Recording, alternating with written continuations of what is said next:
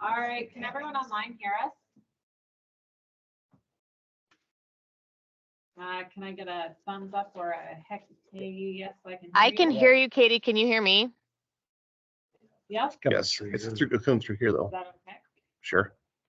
There are copies of the agenda on the back for those of you in the room. Laura, will you send maybe 2 or 3 more down? Thank you. You all can hear us online, so we're going to go ahead and get started today with our water quality subcommittee meeting. The last time this committee met was in June, so it's been quite a bit of time for the subcommittee itself.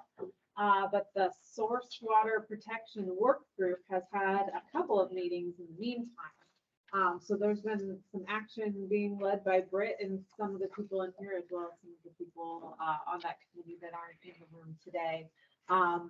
For those of you in the room, we do have recording going on as well. So we do have some people joining us via Teams. I shared the agenda with everyone who is on the Teams site. And then if you're in the room, you also have a physical copy in front of you. So we're going to start off with some welcome and introductions. So thank you all for being here today. I think all of these faces have, almost everyone has joined this subcommittee meeting at one point or another.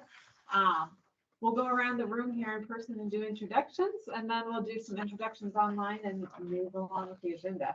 So I'm Katie Pekarik. I am one of the 2 co-chairs of the Water Quality Subcommittee for the NRCS State Tech Committee. I am an extension educator with the University of Nebraska, and I'm also a liaison with the Nebraska Department of Environment and Energy in their 319 program. Rick Paulman, Southwest Nebraska, called Sutherland home. We currently farm in the Twin Platte, Middle, Upper Republican, and have interests in Colorado as well too. But obviously my interest around the water quantity has been a long time. It's been nearly 15 years with the IMPs, with the districts, as well as the statewide planning in both the Republican and the Platte River. So the water quality side is near and dear to me as we have some issues in our own operation as a result of some uncharacteristic management, I guess would be the best way to put it. So welcome, everybody. And Rourke is the co-chair as well. I'm Britt Weiser. I'm with NRCS and work out of our state office here in Lincoln. I'm Fred Stevens. I'm a program specialist with the NRCS here at State Office also in Lincoln. Renee Hancock. I'm the NRCS State Water Quality Specialist here at Lincoln. Albert Trailer, Non-Point Source Management Program at Nebraska Department of Environment and Energy. Craig Romley, I'm with the Nebraska Department of Agriculture in the pesticide program, and I'm an environmental specialist.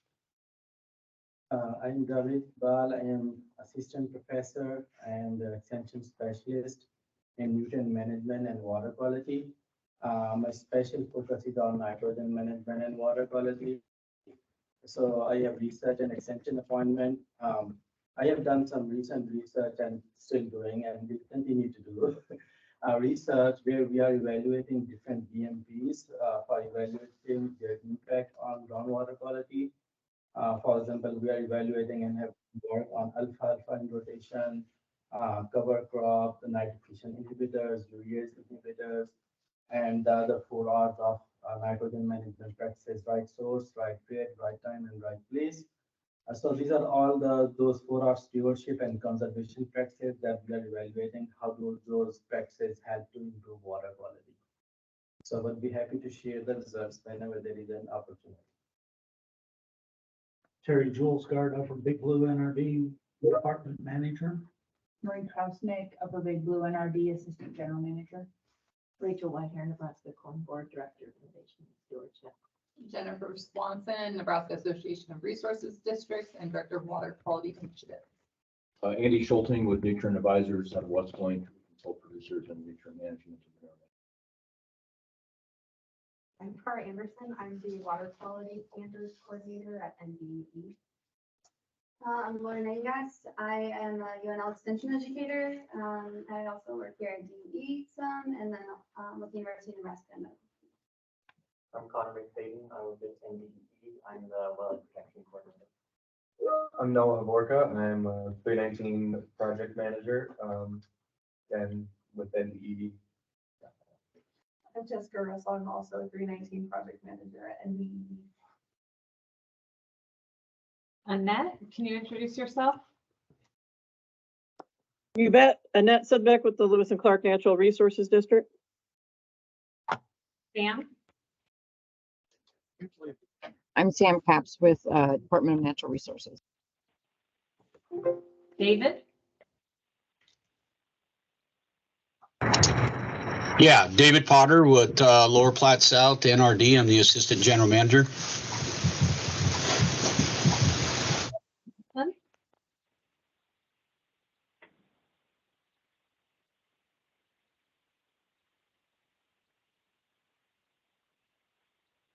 Tammy?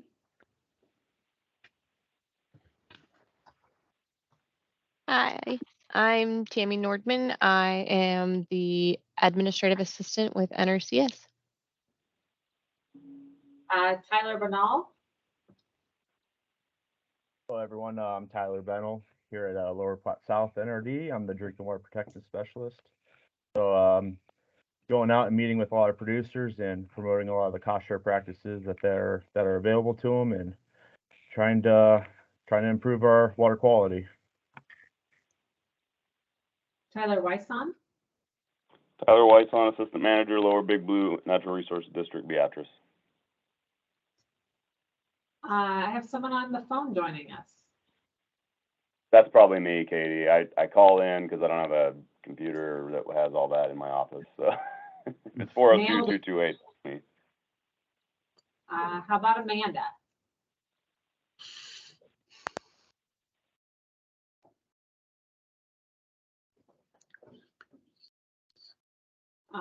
And Justin, did you join us?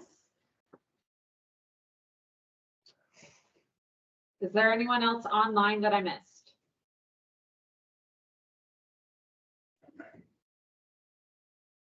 All right, looks like we got everyone. You know, it's always fun having a meeting where we're half online and half in person. It can get a little bit confusing, so it's good to know who's online. I'm gonna guess that Amanda's probably Amanda Osborne, who's our Source Water Protection Coordinator for the Nebraska Department of Environment and Energy. And then Justin Nelson being our drinking water, I don't know his actual title. Drinking water monitoring and compliance, formerly DHHS, now part of NDE. Actually, for so long that I probably don't even say that. Thank you all for being here with us today. This committee has met a couple of times and has a long history of meeting, primarily since the 2018 Farm Bill and source water protection was the key focus. Although Britt looks like maybe it was before that. Well, it's taken different directions, but you're right. When we first started with source water protection, we had a group, and then we kind of made it broader about December.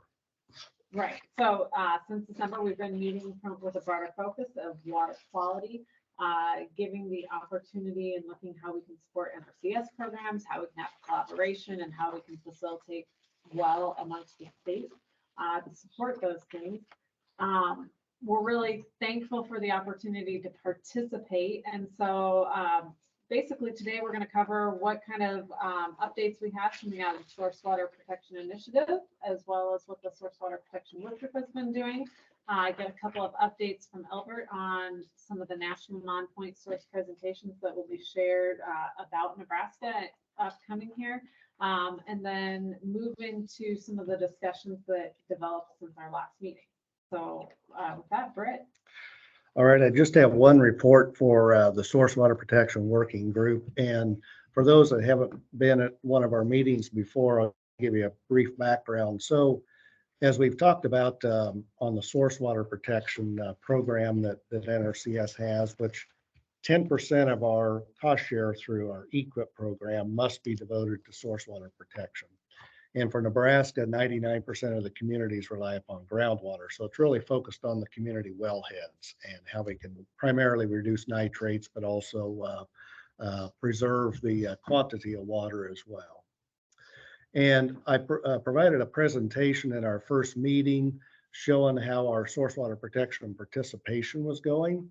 And we had fewer applicants and still continue to have fewer applicants directly in those wellhead areas than what we would like to use up our full funding. We're able still to use the remainder of the funding. We've never not used our 10% because we've made it a medium priority that if we can't use all the money in the wellheads, we use it in the phase 2 and 3 areas and so forth. So it's still going to good use. It's just not directly in those wellheads.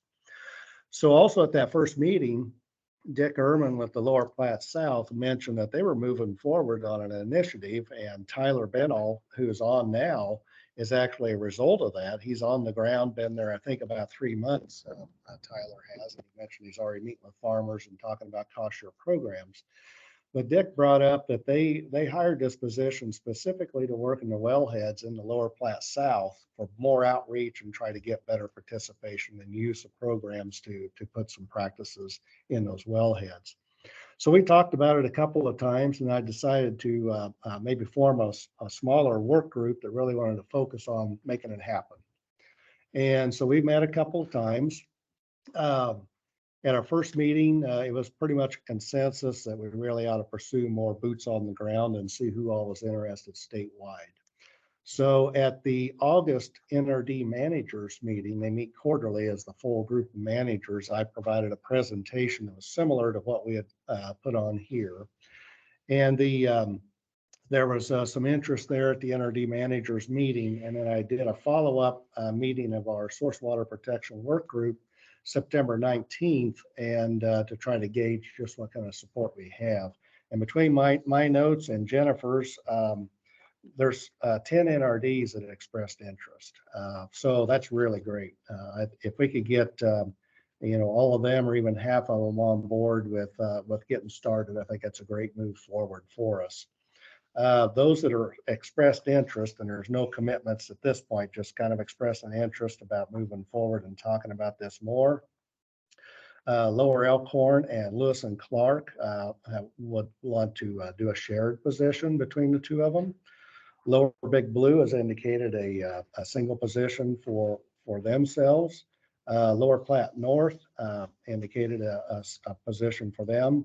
Middle Niobrara indicated interest. They did indicate that they were more focused in the Long Pine area, so we need to talk a little more about how that fits in with the source water protection, but there's some interest there.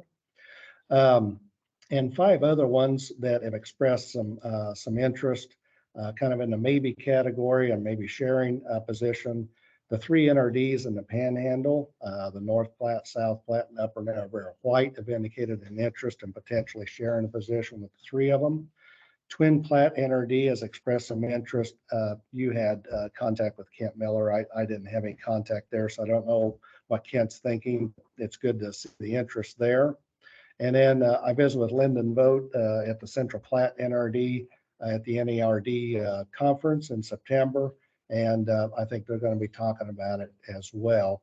As an additional thing, just so everybody has a fuller picture, NRCS just recently here in September entered into 2 agreements under the umbrella of the Rainwater Basin Joint Venture with Andy Bishop, the manager there. And they're in the process of hiring 2 agronomists. One of those will be solely with the Upper Big Blue NRD, and one will be shared between Central Platte and Tri-Basin. They're going to be a little more broad on their water quality outreach, not just focused in the wellhead protection areas, but focusing in on some of the highest nitrate areas within the phase 2 and 3 type areas, is my understanding. So those from the Upper Big Blue that are on, if I'm saying something a little bit wrong there, correct me. Dave and the Upper Big Blue said since they're going with this position, they were not interested at this time in an additional one in the wellheads. Lyndon mentioned he may be interested potentially in another position in addition to that agronomist they're sharing with Tri-Basin. So to be determined there, but we for sure have 10 NRDs interested in the wellhead protection, source water protection, and doing outreach in the wellheads. So at our September 19th meeting, Connor McFadden provided some information that he's put together. It's kind of preliminary right now, so we're not sharing it out until it's finalized. but he's classified or in the process of classifying the wellhead areas according to their nitrate levels, 0 to 5, 5 to 8, above 8 part per million, based on, I think, a 5-year average of the well samples from those wellheads. He, in addition, has overlaid the wellheads with the cropland layer, so you can see how much cropland is in the wellheads, because that's primarily where we will be looking at farmers to do practices would be in the cropland. If it's in grassland, likely is not a concern. So we're basically where we're at is Connor was going to work on trying to finalize the information. There was some missing information for some of the wellheads. We at our meeting said maybe by the end of October. I don't know, Connor, if that still looks like it's doable or if it'll take a little longer to do that or not. But after we have that information final, this will be key information, I would think, that the NRDs and others are going to look at to see where do we have these high nitrate wellheads, how many of them, how much cropland do we have, so that we kind of know, does a half position work enough? Do they need a full-time position to work in those wellheads, or what do they want? So once we get a little closer to getting that information complete, then I'll look at setting up a follow-up meeting in November or early December if needed, to basically start putting some meat on the bones of what an agreement may look like, deliverables, those sorts of things, how the funding would operate and so forth.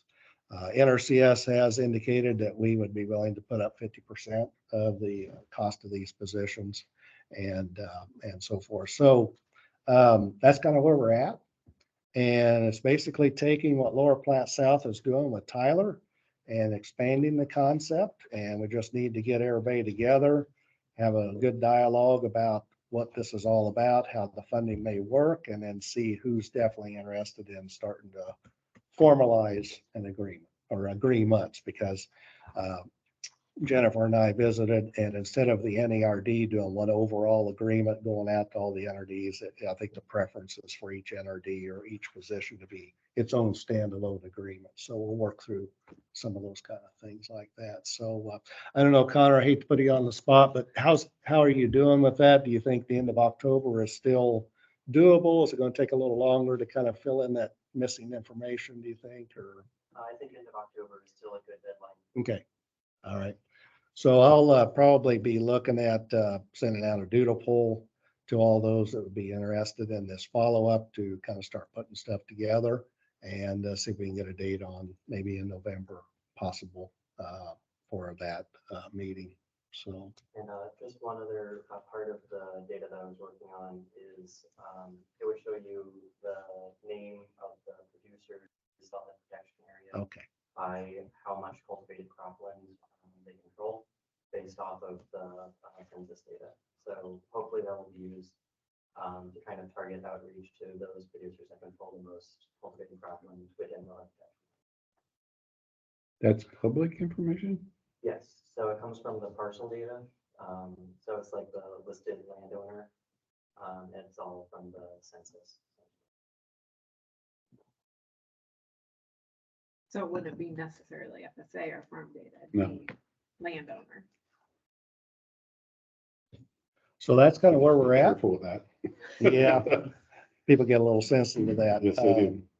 So that's kind of where we're at. I'm really tickled with the interest, initial interest in it, and we're just going to march forward and see if we can get something put together. And maybe this winter we could be able to kind of formalize some agreements and get people hired next spring or so. I don't know. We'll kind of see where it goes.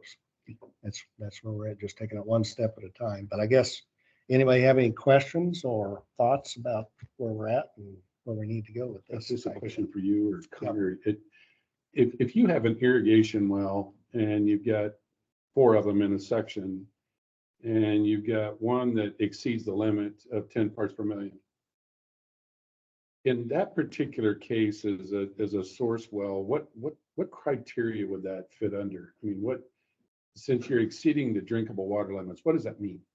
So we won't be using data. The information that we're using doesn't use data from those irrigation wells. It's just using public water supply data. Okay. So it's the stuff coming from the domestic drinking water. So if that is a hydrologically connected or some type of transmissivity or whatever the scientific terms are in terms of its ability to impact down the stream or I just remember the IMP conversations, 28 and 50 or 10 and 40 or, at what point do we ask ourselves outside of that scope other than the public water wells themselves? If it's a creep, if it actually is coming from somewhere else, ultimately. And let me, if you were to just simply, I'm not trying to put you on the spot. I'm just asking in general terms, okay? So I have 4 wells that are all in excess of 10 parts per million today. I have them. And I'm only about 2 miles away from some, and I rent them. I don't own them. I rent them. And I'm only 2 miles away from 4 wells that supply drinking water for a village. And they've already had to relocate these wells once, but they haven't done the map and all that stuff. But that's their next step, is this map about the hydrologically connected or the transmissivity associated with that, what would be upstream of that drinking water well. How is that, where does that come into play at in your realm? So we draw the wellhead protection areas based off of the 20 or the 50-year time of travel. Okay. So anything within that area essentially, and we use the GET model developed by Olson. So it looks at like how the groundwater flows in that area, and it kind of takes a composite area of the whole thing. So it's not just like a single stream necessarily, but all the area that could have influence on the well within either a 20-year time of travel or a 50-year time of travel. 20-year is the standard, and we go up to a 50-year if a system wants to do a drinking water protection management plan or some other 319 funded projects. Just to explain the difference between 20 and 50 year. And within those areas, we recommend implementing controls such as not permitting irrigation wells or other kinds of encroachments within that area so as to protect the drinking water source. Does that answer your question? Sort of. And I know we've got to go over. I just have one follow-up to that. So one of these is a monitoring well for an NRD, and it was originally started in 1974, and it was 2.6 parts per million, and it has never looked back. In other words, it has never taken a pause. It has never gone down. It has increasingly gone up every year in nitrates, increasingly. And I'm curious as to how often that relationship is evaluated in terms of that zone of influence around these drinking wells. How often is that even looked at? Or is that purely based on the sampling of the public drinking water supply? So the wellhead protection areas, they do not get updated very frequently. Most of them that have been drawn have not been updated since they've been drawn. That's something that I'm working on. Part of the reason is the wellhead protection program has been a little short-staffed. That's why it was split into 2 positions, mine and Amanda's. So one of the projects I'll be working on is going back and trying to update wellhead protection areas as I'm able to. So in short, most of them haven't been updated in between 5 to 10 years. Those are updated based on like the drilling information that we have about the wells nearby. So in 10 years, if I do and I'm just thinking about the data that we have, in 10 years, ours has gone from about 7 to 8 parts per million to 16 in 10 years. Now, and I'm not scooping this off on anybody else, but our reluctance now is, okay, now we're associated with that piece of ground because we have a lease on this, and now at once, and we didn't even know, but we have, I don't know if we have time today, I have 47 wells sampled. We have 47 irrigation wells in our operation. And of those 47, 11 of them are in excess of 10 milligrams per liter. So what is that, Javed? How many parts per million is that? In excess of 10 milligrams per liter. So you're saying that, what was the upper limit? It should be the same. Yeah. It should, so it's the same as parts per million? Yeah. Okay, I didn't know that. Yeah. See, I learned something already. So I have 10 wells that are already in excess of that, and all 10 of them are ground that we have recently rented. And you look at the historical cropping system, you can about name the crop that was on there, and it was continuously cropped. And so we're having some real reservations, but in terms of that's why I'm asking is how relevant are these models? How relevant is the sampling? And then what does that mean in the long run? So we obviously took the NRD's recommendation on utilizing what is available in the water that's pumped. And then we set realistic NUEs that were significantly lower than what UNL's recommendations are. So I mean, those are some of the things that we're doing in practice, but we're going to start sampling every year and see if we have any influence. But now that I know that the model is going to be updated, that'll, I guess that'd be interesting to me. Rorik, can I jump in real Sure. quick? This is Sam. Yep. So a couple things that just come to mind, I guess, for the group. I used to do the well protection, source water protection program. Things that you guys could look at is, because I mean, what NDE uses now is the GET model. And so what that is Olson created it, and it's a simplified kind of version of a groundwater model. Basically, they take all of our regional models that DNR has, and they put it into their system, and then they add the particle tracing tool to it that helps you to see what the horizontal movement is across the landscape. So those wellhead protection maps tell you, in 50 years, here's the point that the water, it would take 50 years for the water to get to the well from that 50-year time of travel point. That doesn't necessarily tell you, that tells you what's moving across the landscape, but doesn't tell you what's moving vertically down. So a lot of times we would work with different areas to do vadose sampling. So you have a good understanding of what's actually in your vadose zone, knowing what's kind of going to go down into the aquifer too. Depending on where you are, there could be some more detailed kind of hydrologic information that you guys could look at. And then there's also all of the NRD sampling that's in the ND's clearinghouse that you could go look at to kind of get a better picture of what the whole area is, right? That way you could kind of piece together. I mean, I don't know, that it's very difficult, even if you were to go have an actual groundwater model put together that's specific to that area. It's difficult to say, where is it coming from, but you can, through all of those kind of pieces of information, you could get a general idea of like where your nitrate levels are within the area. And if you wanted more specific information, you'd have to kind of dig in and either work with other people or work with Connor to kind of understand it, work with the local community, but it would cost a lot of time and resources to do a full groundwater model to get a better picture. I don't know if that helps, but it's a little bit more context. So the GET model, particle tracing, and the vadose sampling are a component of this kind of this update, this idea around getting better.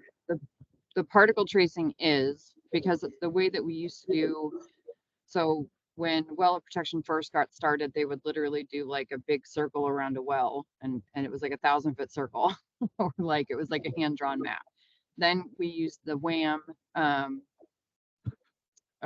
model, which was an EPA model that they developed. It was a free model. That was more of an analytical model, so it wasn't really like a true groundwater model. There was a lot of assumptions that you had to make. So depending on who did the model of how well it was, but generally speaking, they were fine. And then basically because of time and resources, we switched over to the GET model when I was there at NDE because it's a lot more accurate. We did test it up against some real groundwater modeling that we had done with source water protection projects. So we felt that it did a pretty good job for what we needed at the time, because it was not realistic to think that we could do an actual groundwater mod flow model on every single community in the state, because that's just, it's a lot of data that goes into that. So that's what the GET model is, but there are, and source water protection did a lot of work with different areas to do vadose sampling. That's something that you guys could have an option to get an understanding of. that would be a separate thing that you would need to look into, but it's available to anybody, right, in these wetland protection areas to get a good understanding of what's actually in the Beto zone by their wells, by the drinking water wells, whatever. And then you can always go look at any of the so the NRDs all feed in their monitoring wells and other wells, well information that they have into the state clearinghouse database, which Connor could probably help you find, that has a ton of information from multiple different years going way back, to kind of, and you can kind of mess around with that database in a map form to kind of get an idea of what nitrates are within that area, if that makes sense. Thanks, Sam. That is But the helpful. only thing that goes into the GET model is DNR's regional models, and then they add that particle tracing. There's some other stuff that GET can do, but for the most part, for the well protection, it's really just adding in that particle tracing piece so that they can do initial well protection maps. There are some maps that ND has paid for with source water protection money where they did legitimately go do a mod flow model for that wellhead protection area. It's just limited as to where that's been done in the state. Britt, I'm supposed to be at ORD today for the Rainwater Basin Joint Venture meeting, but one of the things that we are finalizing were the two positions. Yep. But, so that is a huge, that's a huge deal on our part to build into that kind of the playas, all the piece. So Andy is really uplifting that and really working hard on it. So thank you for doing that as well. That was good stuff. I just wanted to share real quickly to make sure, and I think I shared this online, so Fred, can you see that online as well? Yep. This is what one of the wellhead protection areas would look like. This is from just a standard presentation that I've given in the past. Each one just shows you the time of travel. And so they map out with that particle distribution what it's going to look like. They create an area around it, not exactly with the particle distribution, but so that it also follows political borders, so you're not dividing up chunks of land. And so that is not actually based on the water quality values. This map is based only on that time of travel. And then they took all of these maps, and that's what contributed into, sorry, this was not something that's what contributed into the priority areas that made up the source water protection map for the NRCS. So all the little red squares across the state, that's where we have those all across the state. The orange boxes on here are the phase 2 areas, which are the water quality basin for it. So just to put all that into pictures and visuals. But And that was last updated when? This map Yes. was Well, it's when we first started, 2019. Yeah, that was 2019 that we put that together. So I don't know that a ton of work has been done on well protection areas since then. Mark. What would the data set been from then, Britt? Or would that have been like 10 through 15 or would have been It up to was- date through 19? Well, it was the wellhead layer that year, whatever NDE had there, and we're going to be trying to update that. I've put my GIS specialist in contact with Connor and so forth to try to, and then on the phase 2, 3, and 4 areas, and then those diagonal line areas, which are the water quantity management areas.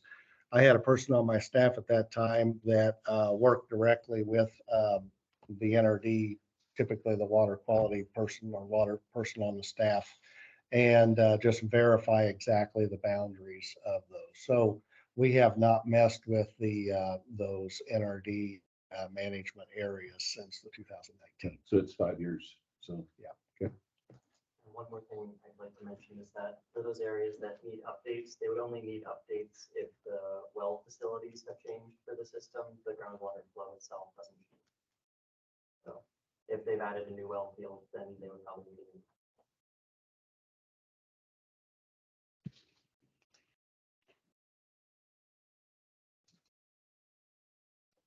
So how many total agronomists do you think across the state, do you think will land out of this, Britt, or the potential to? Well, if everybody that expressed interest, there was two that wanted one by themselves, and then some shared was gonna be 3, 4, maybe another 5 to 6 potentials. It just depends on what the interest level will end up and as we formalize this. But it could be in the range of 5 or 6 shared across 10 or so NRDs. The reason I ask, and this is, I actually was going to bring this up later, but I'm going to bring it up now, is there is a program called Master Irrigator that originated out of the North Great Plains Water District in Texas. And it was taken over or adopted by Colorado across the border. And that is part of now the NRCS piece, that there's a multi-state agreement between 5 states that are going to take the TAPS project, but also the Master Irrigator project.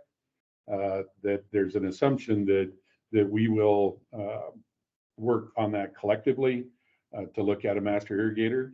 And one of their, I've taught at it for the last 5 years, actually mostly in Burlington, or been a presenter, I guess, not taught, but been a presenter. And we're going to have a discussion in Fort Collins here in about a month. But this idea around these regional agronomists, and then kind of a opportunity to put together this Master Irrigator, which not only would be in water quantity, but in quality as well too, to work. There's some dollars there that the state cons, Rob and Clint and Kansas, Texas, Oklahoma, and it's open for other states to get involved, but it is a multi-state collaboration within NRCS that'll be led by K-State and by CSU. Nebraska is involved in that, of which I'm part of all 3 of them. But it's just an idea around taking what you're doing with that and possibly building a curriculum to add what you've already got done. I may reach out to you as we get a little further into that. But those are NRCS funds that are driving that piece for TAPS and for the Master Irrigator. That would be a great. And so what is the Master Irrigator typically a producer? Is that? Yes. Okay. Landowner, master. Right. Yep. Landowner operator. Yes. Yep. Okay. Yep. So what they do then, once you complete the course, it's a 4-day course, equal to 32 hours, I believe. You get preferential points then for EQIP and other NRCS through FSA and through NRCS by completing the Master Irrigator. So. There's That- FSA benefits on that too? Or when that course going on? When does it start? Is that the course? In Colorado, Well, just generally, I mean, generally it's right after harvest. Okay. Is when it starts, and it has been a 1-year completion. So you boom these 4 classes, but it's very robust. I mean, from NRCS Colorado to whoever, Corn Board, sorghum. I mean, everybody's involved, and portions of outreach through CSU as well. But they have facilitated it so far, but they're taking it national. So that's part of the NRCS piece is to grow that into national program. As well. has there been any courses here in Nebraska yet? No, currently, and maybe Katie or others with Extension can speak better to it, but there is a spiral bound book for sort of a irrigation. I don't even know the name of it. I should have, because I have a copy of it laying somewhere on the shelf, but there is a very comprehensive book, a compilation of UNL's investment in that and industry. I was just wondering because we're starting to work on the EQIP ranking question stuff now, pretty soon. So I was wondering if there's any questions about or any courses that have been yet. So as we move further on, so I just left the university meeting with the leader of extension and also research, and we're in the process now of developing kind of that bigger piece of what that looks like. So as it emerges, we'll figure out how to keep everybody in the loop. It plays well with what the Corn Board has their app. I assume that is launched and running or in play yet? It's in Close? development. That's still in development? Okay. Yeah, it'll be launched spring spring of 24. So there's an effort. And then the reason really this agronomist thing builds on kind of what the co-ops and others are already doing. I mean, that support, that trusted advisor. To me, that is a great opportunity to figure out how to get more of this information and more of the ideas around creating solutions. Yep. And I might add, you spurred my memory there, Rorik. Tim Mundorf is a member of this water quality subcommittee. He works with Central Valley Ag. And he said that he's worked with their board and they're interested in doing something probably in the Norfolk area. So we have to work through what that might look with Central Valley Ag. So there's another interested player there. I would have no idea how many agronomists would even be working for Central Valley Ag. Well, yeah, but this would be a specific one that would go and Just be working in those wellhead areas. Oh, gotcha. Okay. Yeah. They had something in Kansas, they hired, and I don't know if they're still going, but two, they call them, I don't know, conservation agronomist or something, where they were doing this in Kansas. And so he brought the idea there and they expressed some interest in pursuing something. Can I steal that name? Because we were searching for that name. Yeah, I don't know. Any other questions for Britt or Connor, I guess, while we got him? Anybody online? So one question regarding that program. So NRCS is trying to develop for all the states, and then are they providing data from the specific states for that program? If we want to develop that, if they are going to develop that from Nebraska, do they need more data from Nebraska to include in that?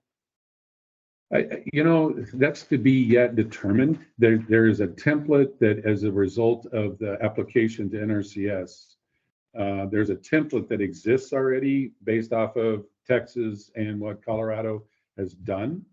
And so the idea is that because of the differences in irrigation from district to district, across NRDs and across from one end of the state to the other, is to regionalize that. Is there just one for Nebraska, or is that, an Upper Niobrara White as opposed to a Lower Platte South? I mean, is there a same kind of curriculum, but dissimilar outcomes, I guess, based off of their own challenges? But that data, you are right. I mean, that's the key part of the TAPS piece, is we are nationalizing the TAPS program, Testing Ag Performance Solutions. I know some of you have competed in it. I know Sam has, and maybe some others around the room. But there's now money set aside there'll be 3 states originally. Colorado has already done theirs. Kansas will start theirs. And then Oklahoma and Texas Oklahoma needs support. Jason Warren, Professor Warren, moved to admin, and he ran the Oklahoma TAPS program. And then Texas would be a new one at Texas Tech at Lubbock. A lot is happening in terms of our own challenges within our own areas, but I think just these kinds of information pieces make a lot of sense to figure out how do we draw upon all of your expertise, and that to me is the frustrating part, is how do we build that collective.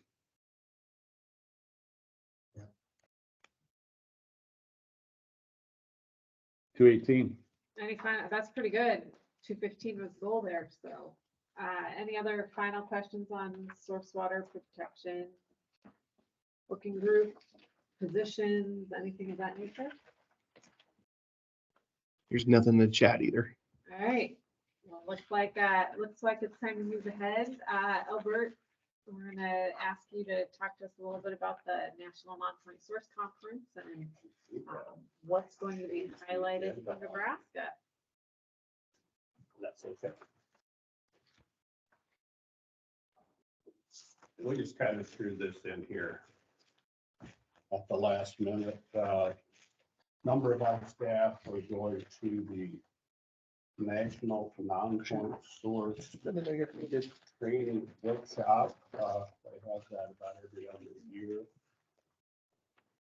I got thrown off on a scale with. But it's basically all the state non-profit programs and a few of the partners engaged in it get together and basically share information. There's some training in it. Really, it's a conference, but they call it a workshop, I think for travel reasons. But they put out a call then for presentations and for posters. So we got together and threw together some ideas of things we're doing in Nebraska, and pretty much focused on partnerships, which I think is the hallmark of our program here, that we really have to work closely with our partners to get projects done. So this is just a list of posters that we put together. One, we've been having a lot of fun with this, the integrated approach to source water protection, kind of ties in what we're doing here with the Farm Bill initiative and putting individuals out in the field, and Laura's position working with communities. So it's basically showing how all of those things kind of work together. So all of our agencies and our efforts are kind of focused on protecting drinking water. Second one on my list is Shell Creek High School water monitoring.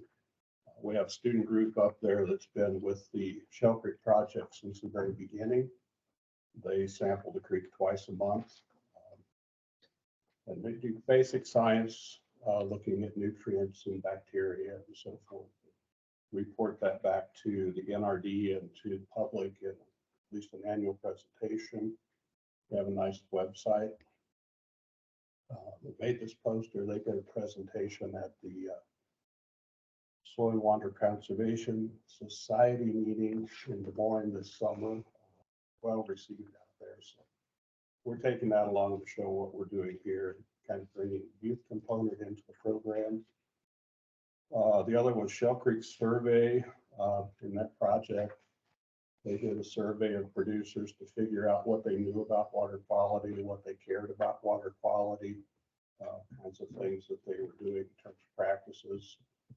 And I think that was done in 2005, something like that, the first one.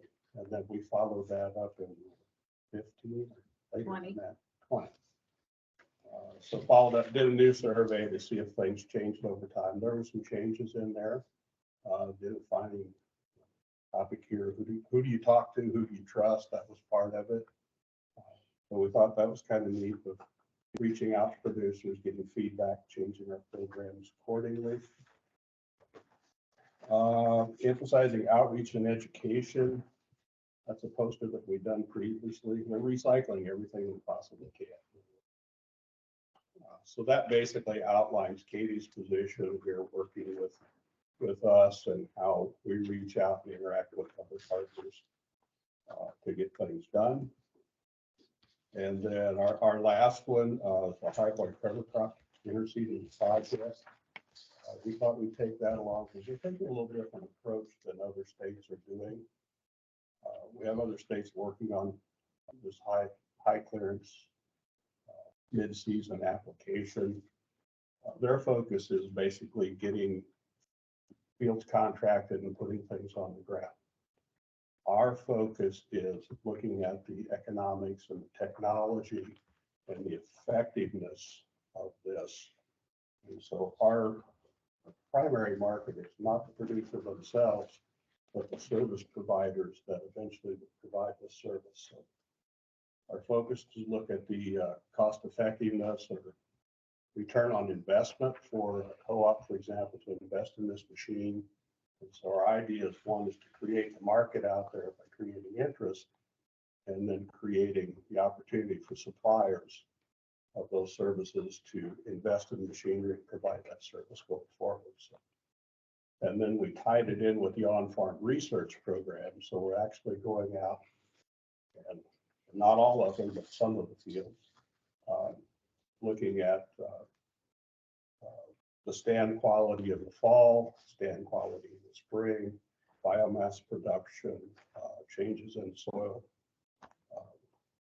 conditions, and that sort of thing. So we thought that would be kind of an interesting approach and a different approach to doing this that we thought we'd share with the other people in the country. So that's the nutshell. We're doing 2 presentations as well. I'm doing one on how we use our data and information here to target where we monitor in our patient rotation program, so that we're looking at strategic places where we can get data that's closer to where we do projects, and where we know we have projects, we're getting monitoring sites that bracket those, so that we know the water quality coming into that target area, the water going out, so we can hopefully come back and identify the direct impact of the practices that we put on that piece of land, without the data getting wiped out from stuff coming in above and so forth. So, and the other one is looking at the Brazil projects and all the partners that are contributing there, and how that's kind of working out as a multi-organizational approach to protecting groundwater and drinking water. So, we're going to be busy there. We have, I think, 5 of the 11 posters that are being presented. So, and Iowa, I think, has 3 of those. Minnesota has 2 of them. So Midwest is well represented, at least in the poster session. Albert, have you engaged with Practical Farmers of Iowa? I haven't engaged with them directly, but their Iowa Non-Point Source program works very, very closely Yeah. with them. That's why I was bringing it up is Lincoln County's in it. So I just got done planting 1,890 acres of cover crop about a week ago. And so I met the administrator of this at the help me, West Central's field day, West Central Research and Extension Center's field day. She was there, and it's not hard. It's $10 an acre, and literally, basically, they don't need seed receipts. They don't need anything. They basically need the field and planting date, and that is it. They don't care if you put on 5 pounds or 50. It's a remarkable adoption program, and I think the big picture is they want to see how many acres they end up. But it's $10 an acre for not doing much of anything to help with part of that. But it goes as far west as Lincoln County. And I thought it interestingly that an Iowa program would come that far into I Nebraska. heard that they were crossing over the border. but I Yeah. don't have any details of it.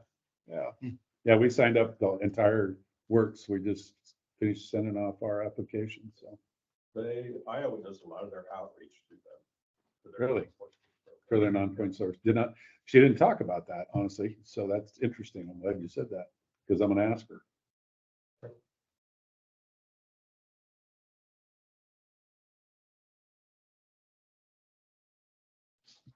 Any questions for Albert?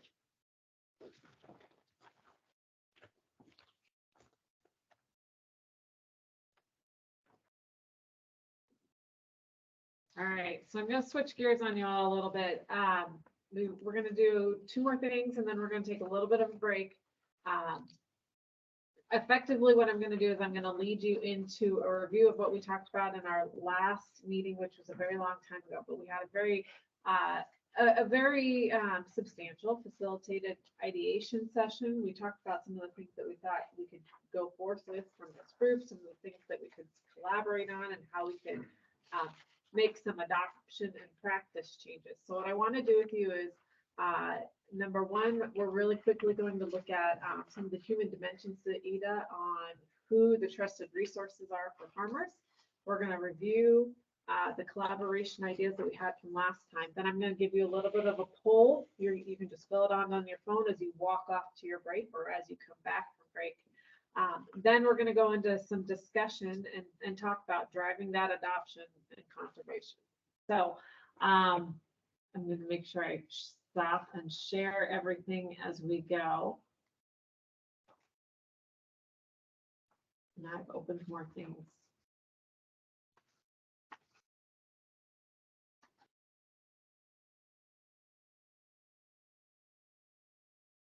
I'll try this way, sorry. I am a Zoom user and not a Teams user. There we go. Okay, so basically this was to kind of get us thinking about where we're getting those trusted sources of information for farmers, where we are able to do some of this collaboration that we're talking about. It's just a lead in to get us thinking as we talk about all these ideas that we have individually or collectively. So this was a study that was done in 2012. It's out of a group called Useful to Usable, and that was back when climate was the key focus of the time. But the idea was that they, yes, make it bigger. Yes, ma'am. Yes, ma'am. Much better, right? So the idea at the time was that they were working with Midwestern corn producers, and we had a significant chunk of this done in Nebraska. But so we basically went through Nebraska, Illinois, Iowa, the Corn Belt to indicate, and this is just a chunk of it, but this is showing you who farmers, who producers say that are most influential on them when they're making decisions about their ag practices.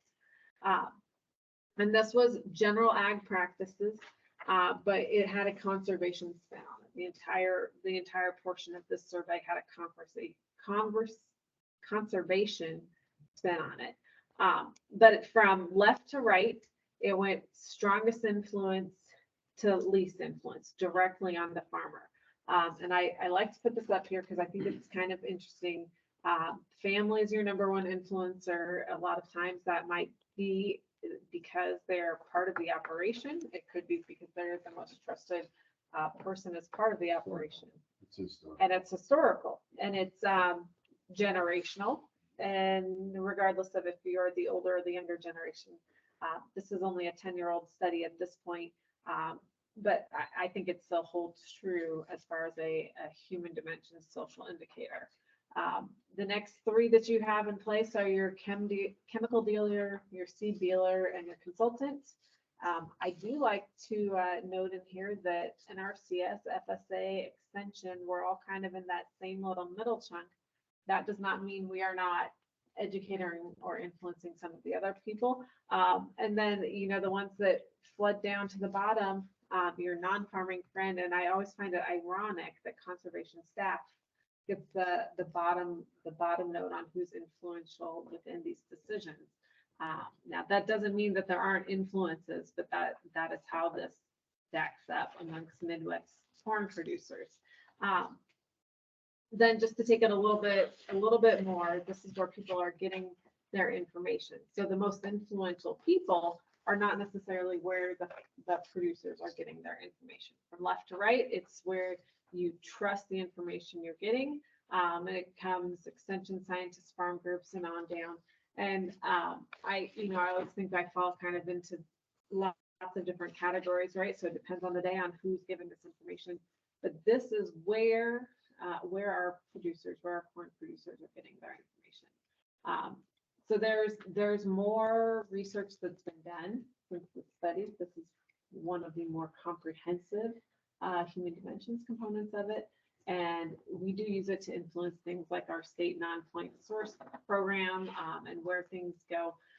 But this is always that one that I think is a good indicator of sometimes how and why we should make scientific decisions don't always fall together, and where we get our information is not where we as educators or we as scientists in the room want to share that information first.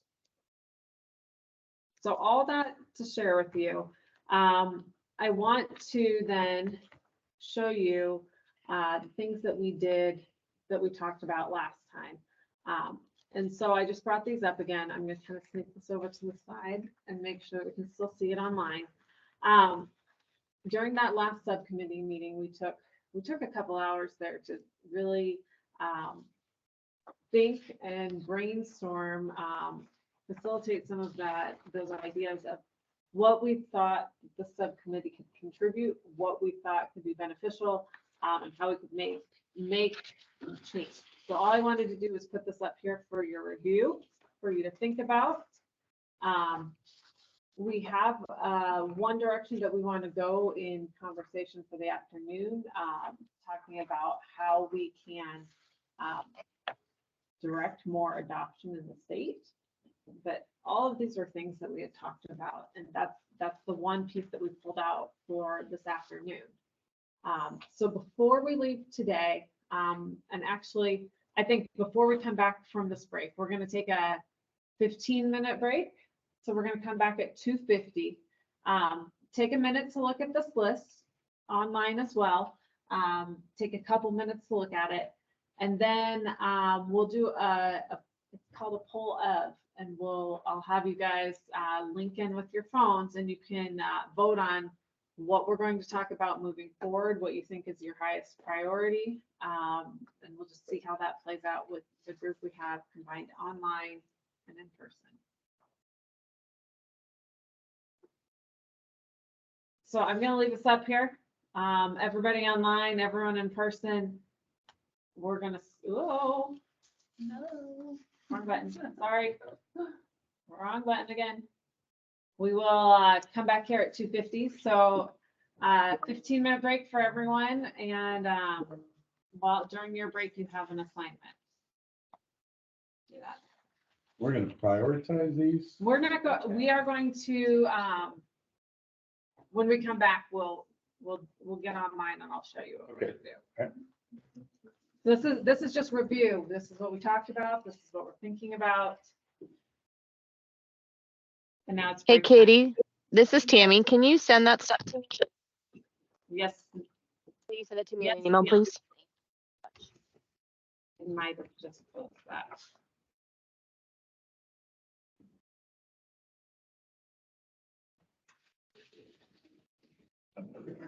Yeah, me.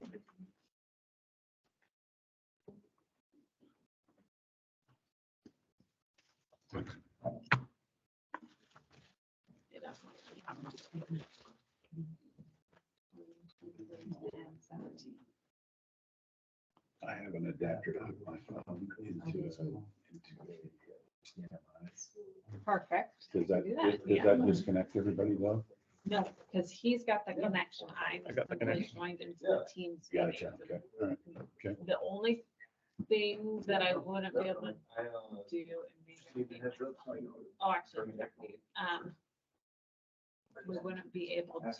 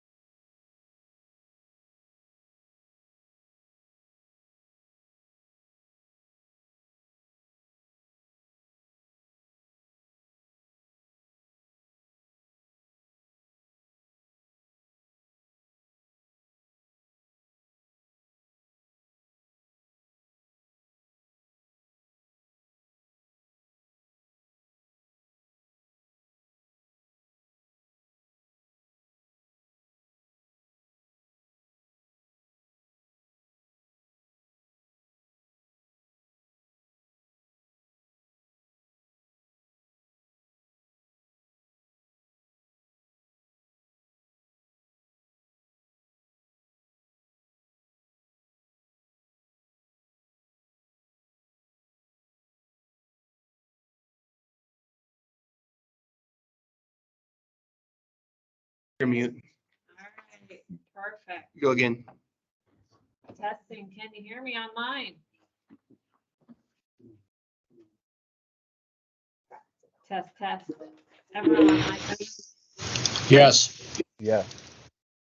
Oh, yes, you're taking a nap? All right, good for you. It's afternoon nap time.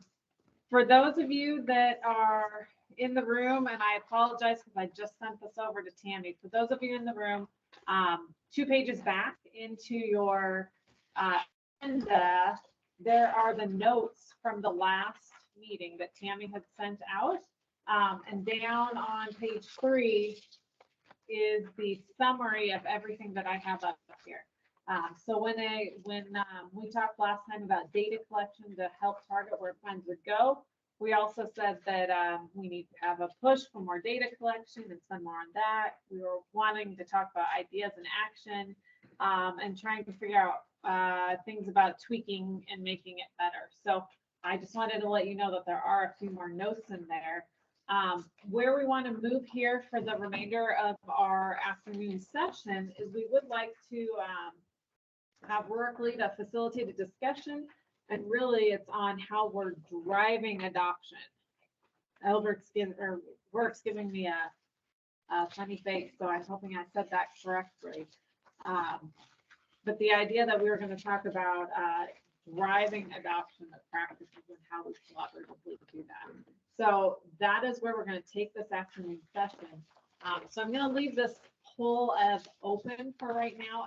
And basically what you can do is once you get in here, it talks about the 10 or so things that we had talked about the last time. I'm not sure that we have time to get to talking about more of that yet today. We may have a little bit of time for that discussion, but we may choose to wrap up. But we want to be able to get your feedback on what you want to talk about moving into the next subcommittee meeting. Of course, remembering that we're here to collaborate and support with what the NRCS can do moving forward. So some things may or may not have an opportunity, but this is that laundry list we came up with last time. And we're just going to leave this poll open in the background. I'll come back to it and look at it at the end. And then I'll leave it open for probably the remainder of the day to let everyone have an opportunity to contribute where they think we should go. Now, if you have something very pressing and you would like to see it discussed in our next water quality subcommittee meeting, please share it with us. You can just tell us in person. We can do it in a big group. You can do it on the side. You can email it, and we can go forward like that. So I'm just going to show you what it looks like for now. Right now, out of all this laundry list of things that we've got up here, we're fairly well spread out amongst what we want to see. You can vote for more than one thing, but the thing that's getting the most votes from this committee is identifying hurdles to adoption of conservation. So right now, it looks like the predominant concern in this room is how do we help support farmers in overcoming those hurdles, which really jumps right into how do we help farmers increase adoption. So it's maybe a smaller portion of the conversation, but we'll leave this open and see where everyone goes. I was asked, did you send this out in the attachment? I just sent that out. Okay. All right. I'll answer back. Well, full disclosure, I'm not participating. Mine says full, so I don't think I Yeah, can do it. mine said full too. Yours said full. Poll is full. Yep. Poll is full. That's fabulous. We're going to pause on the poll and we'll keep moving forward. Good thing I said we were going to leave this open, isn't it? All right. It would not be a meeting without technical difficulties. I imagine that's because of the type of account I have, so I can fix that while we talk about moving forward. All right, we'll revisit this. If we've got people not able to respond right now, this can change pretty quickly.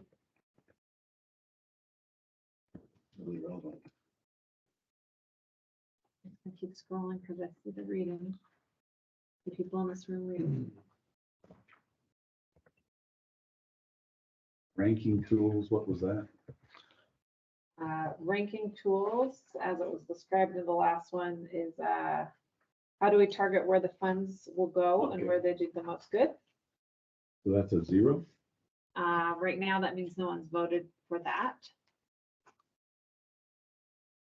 So if I were to walk through these, ranking tools was how do we target funds and where they would go? Tracking nitrogen was different options to assess the effectiveness of nutrient management. There was some discussion of biodata over application and incentivization to be as efficient as possible. Communication with CCAs and dealers is effectively, it's fairly self-explanatory here. It's more along the lines of agronomists and education, sales and messaging specifically for our dealers.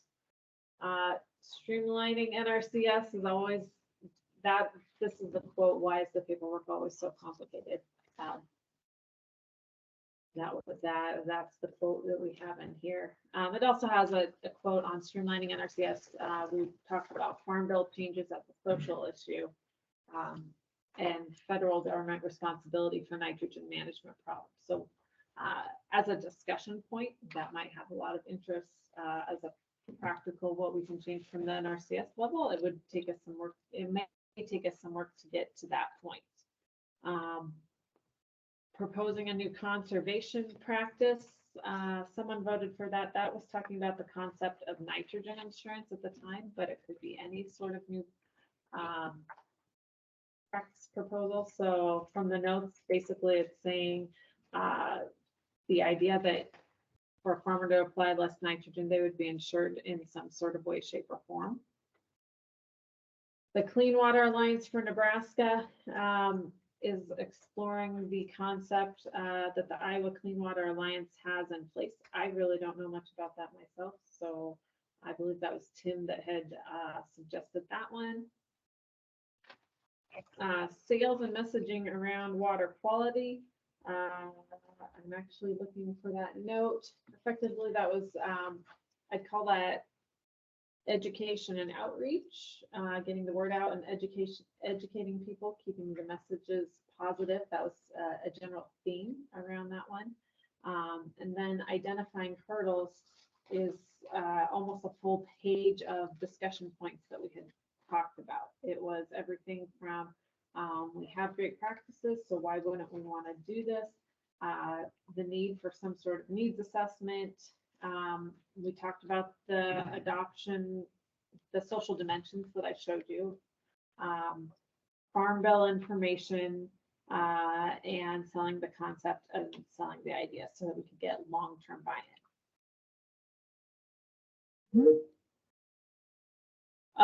The intent was to give people an opportunity to bring up new points.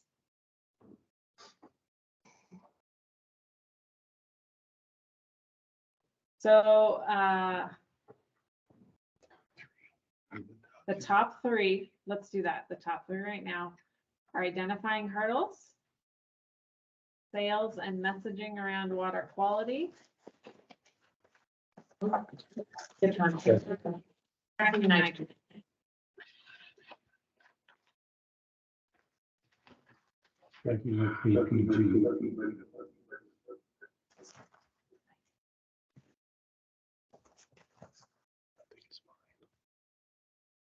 What is this?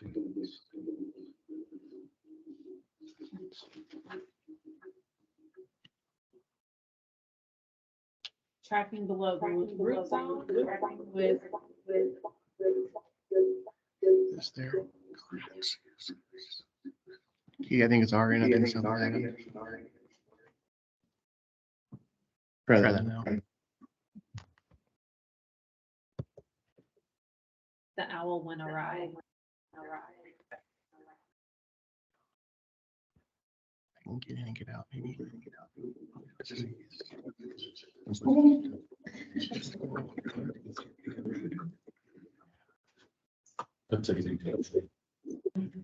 It's just how it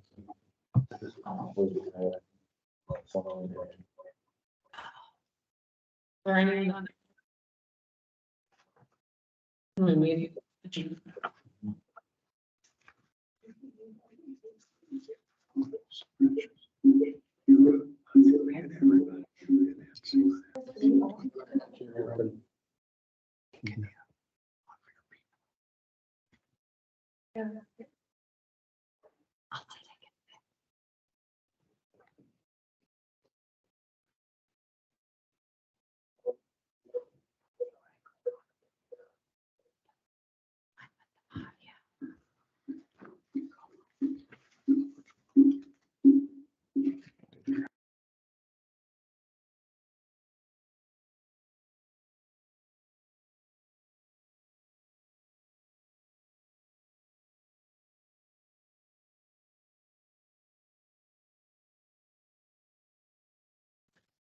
Okay. Test.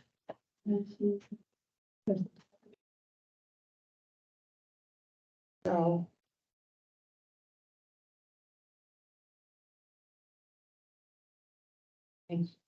Makes me wonder if because if you look it up on your computer. that'd be great. Oh, I know. Can you? And I can unplug.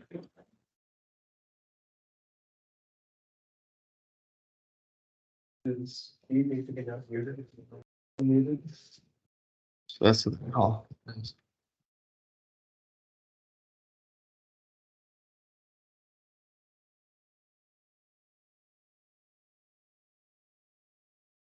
You never took a break. It was working close.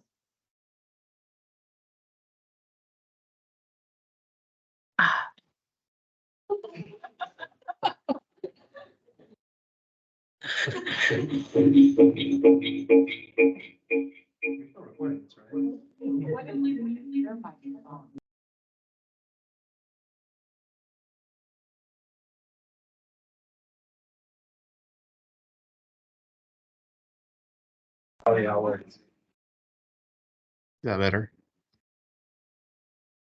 Yeah. Yeah. Can you hear us on mine? Yeah, we can hear you. Okay. Yeah.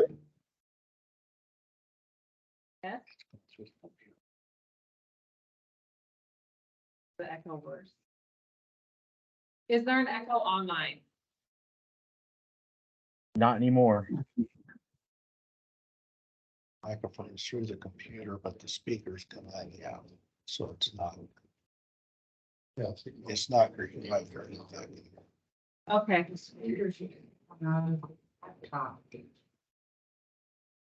When we started. You just continue.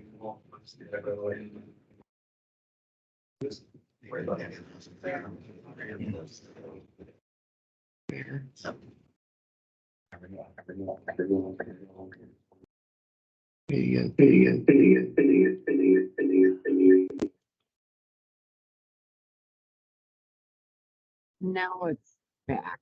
Yeah. I'd say go, let's just take off. Out. Just take off. They just won't see a picture of everybody. Okay. We can do that. Let's unhook that out.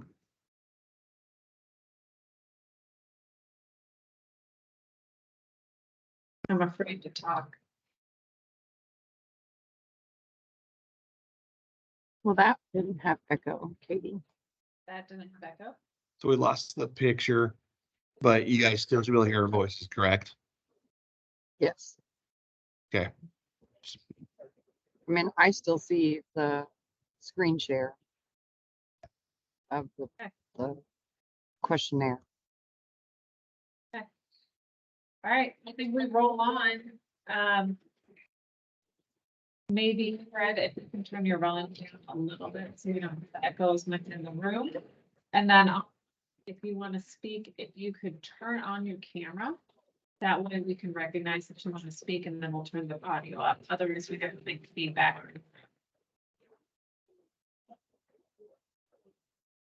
All right, Got it. let's do this. Rorik, the floor is yours. I'm gonna screw this up on this. Now we're really gonna have tech problems? HDMI? Mhm. Um, Yes. Okay. So I need-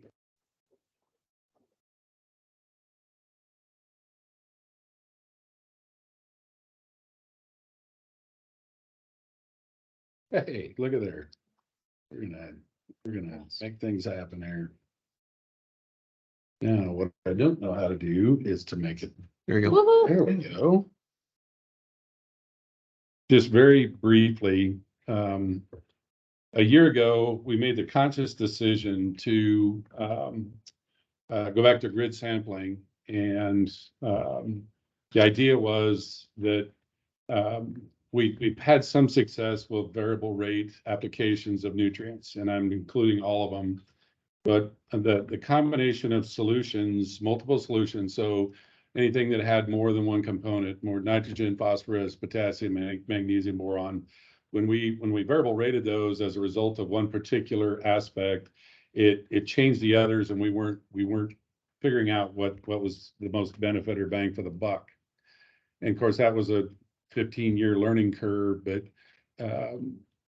one of the biggest challenges we found is we had a lot of zero rate applications of phosphorus. And in corn ground, that's kind of a big deal because it's a high value nutrient. And so based off of the Surgo, and then we also had EM mapped our fields. So we used that delineation, that line to actually do zero applications. Okay, that's fine. But we really cut ourselves off at the knees because even under that scenario, the lines or that how that is extrapolated isn't that good of it's a transition from a 0 to a plus or a plus to a minus, whatever. But that transition really wasn't good enough to do what we were trying to accomplish on an application. So we took the next step and really started looking at just nitrogen in general. Is at the time it was nearly $1,000 a ton. And of course, then 800, then 600. And now today, I think the last I saw, there's some $250, $275 a ton, which is back down in the 30 cent a unit range. So it's, again, very easy to apply and inexpensive in terms of the perceived outcomes. So our goal has been for some time, there was an argument within a lot of leadership around 1.2 pounds. Then all you heard was 1. And our goal on our own operation of nearly 3,000 acres of corn, both rain-fed and irrigated, and then an equal amount of popcorn, which is a similar protocol in terms of how you grow the crop. Our goal was 0.8, and typically, in the absence of Mother Nature, we would arrive at somewhere around 0.6, and we're pretty proud of that. And then we're looking at, what is the residual doing in that scenario? Well, the residual in that scenario was this. And so you're going to see the traditional N to the left there was 10.3 pounds. That is a malic extraction. That is an entirely different scientific way of determining what those values are. And then we have totally switched to the Haney, which is controversial. That is a water extraction as opposed to an acid-based extraction.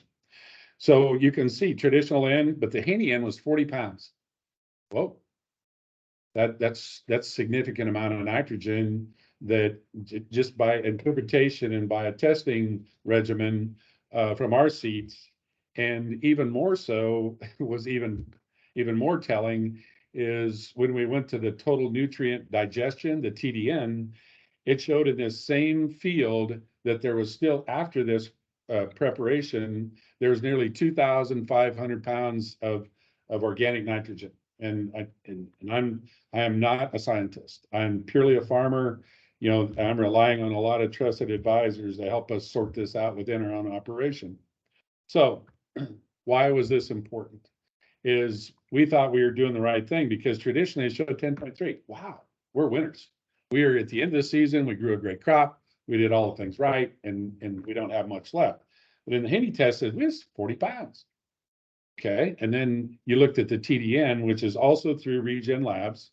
So I want to clarify this. This is through Lance Gunderson, formerly with Way Ward, but Lance has started on his own path around regenerative process. And I sit on his advisory. We're hoping to build a platform on the front side that would take this kind of information, this Haney soil health analysis, and we're going to start scoring that and then hopefully make recommendations based on that, as opposed to the traditional that what you would get from other labs that just said, okay, you need 70 pounds of phosphorus, you need 190 pounds of N, and you need so much XXX, so on and so forth.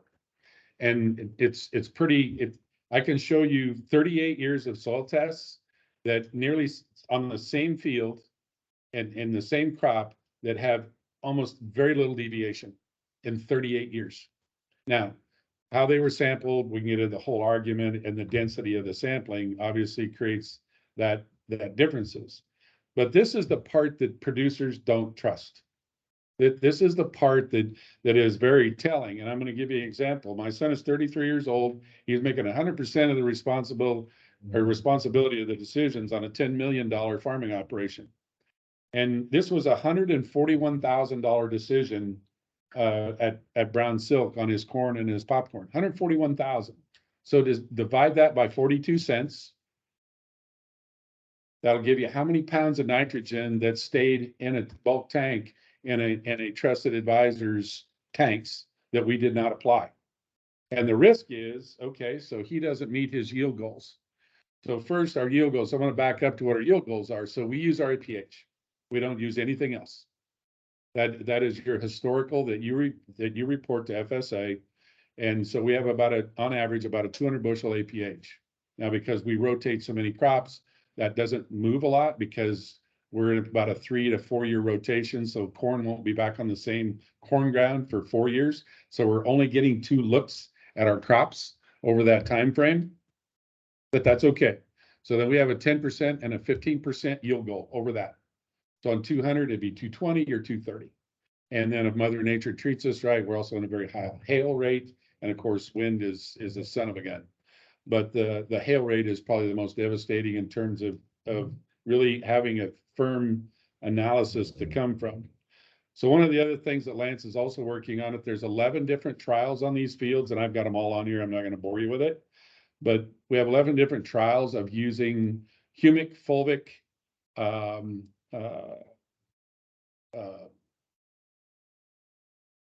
lost the words. A microbiome facilitator that opens up pathways of these differences between what the conventional acid-based test extraction tells us and what the water test tells us, also to what actually is out there. Javad and I were just talking about the ammonium that exists in a field that is not accounted for in their models. Okay, then that's a real challenge, is how come ammonium isn't accounted for in his model. And so we had a little exercise out there in the hallway. But again, our wake-up call to this was this. He didn't spend it, and we're in the middle of harvest, and I will get you a full accounting for this. I can't do it just yet because we don't have all of our yields, but we are harvesting at or above our ROI yields today. And in some cases, 5 to 8%, which over 200 bushel, that's a lot. I mean, that's nearly, well, in a $6 market, it's almost $100 an acre. So it's a lot of money, but it's because we trusted what this told us, but it is indifferent to what a producer really trusts. And I'm working directly with a Pioneer dealer that he's a trained agronomist, CCA with Pioneer. And we're on a phone call for about an hour of my drive this morning out of the 4 hours, talking about, what does this mean? How do we translate this? And then where does it come from in terms of how do we move the nitrogen model? Because what we're asked, that's the reason I challenged it, Connor, is I'll show you a water sample here in a minute, that we took the NRD's recommendation, because that's the first place we go. We go to the NRD, we ask them, is what do we do with this 10.8 or this 13.3 or this 14.6 milligrams per liter? How does that extrapolate out into our applied nitrogen through to our irrigation water. That was also part of our thought process around the not making this application, this 40-pound application at the end of our season.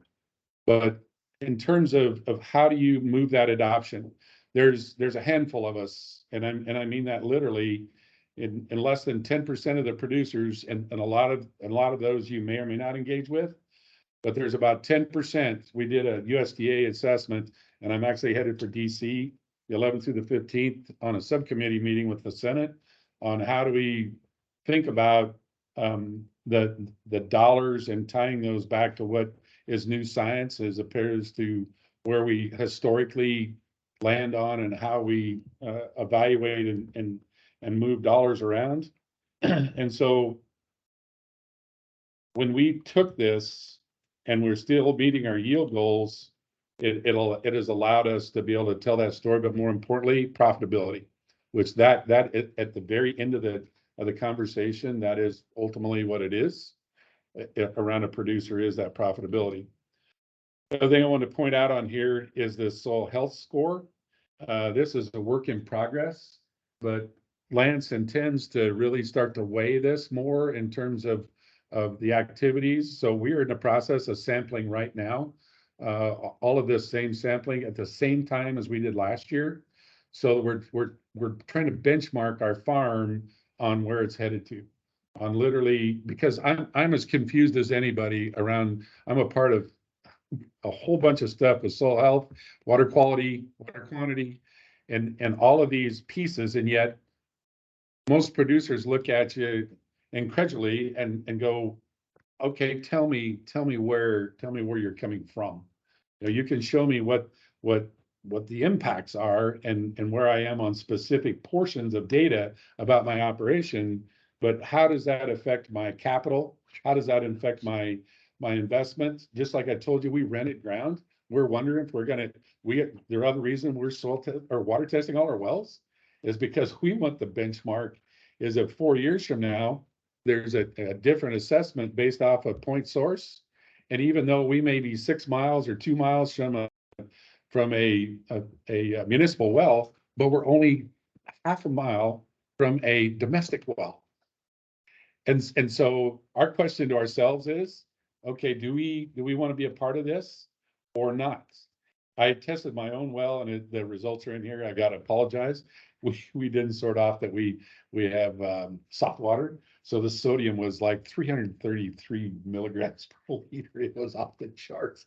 And but I learned a lot about water sampling as well too. We tried to mirror Twin Platte and Middle Republican and Upper Republican's water sampling regimen. We tried to mirror that in timing and also in the bottles and everything that we use. So this was a wake-up call for us. Even though conventional wisdom, we look really, really good on paper at 10 pounds. That's in most guys' books. Wow, that's an A+. But you look to the right there and you're asking yourself, wow, so who do we believe? Well, the proof is in the pudding in our production. So I hope to be able to take this same. So I have every field in here. I'm not going to make you dizzy, but we have done every one of them. Here's one, traditional N 22.5, 70 pounds in the Haney test. 22 pounds. Would you have recommended a nitrogen application at 22 pounds? I would say yes, they would have. These are all brown soap testing. This is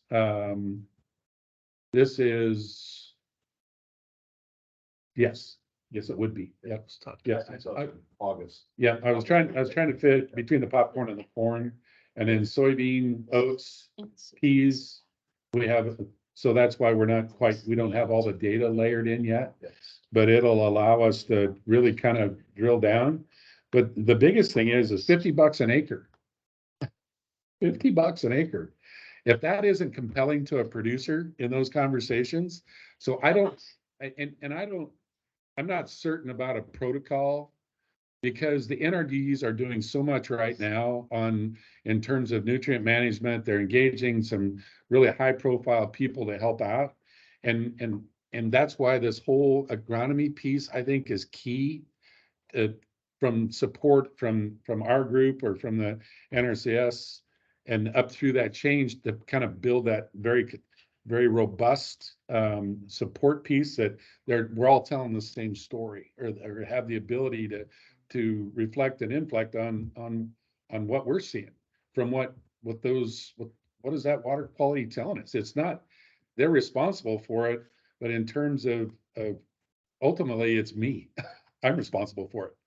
And it was this, I don't know, it cost like $3,000 just to do the water samples on our part. You know, that wasn't a cheap endeavor, but we now have benchmarked our entire operation. But I have these on here, but we have 10 wells over 10 parts per million, 10 of them, and they're scattered all over. And they're all stuff that we've rented within the last 3 years. And the stuff that we own is less than 2, less than 3. And so that's the story that I want to be able to share. But that adoption curve is the frustrating part to me. Is that's why you'll hear me ask Rachel every time I see her, you know, where's the connect at? Where is the piece of the puzzle that will drive change? But how many acres corn are in Nebraska? Oh, gosh, like, Oh, or no, let's see, 9.6 million. 9.6 million acres. We're at harvested this year. Okay. Let's assume that we're talking to 10% of the producers. What's the number then? That are reflecting change? Call it 900,000. 10% of 9.6 million?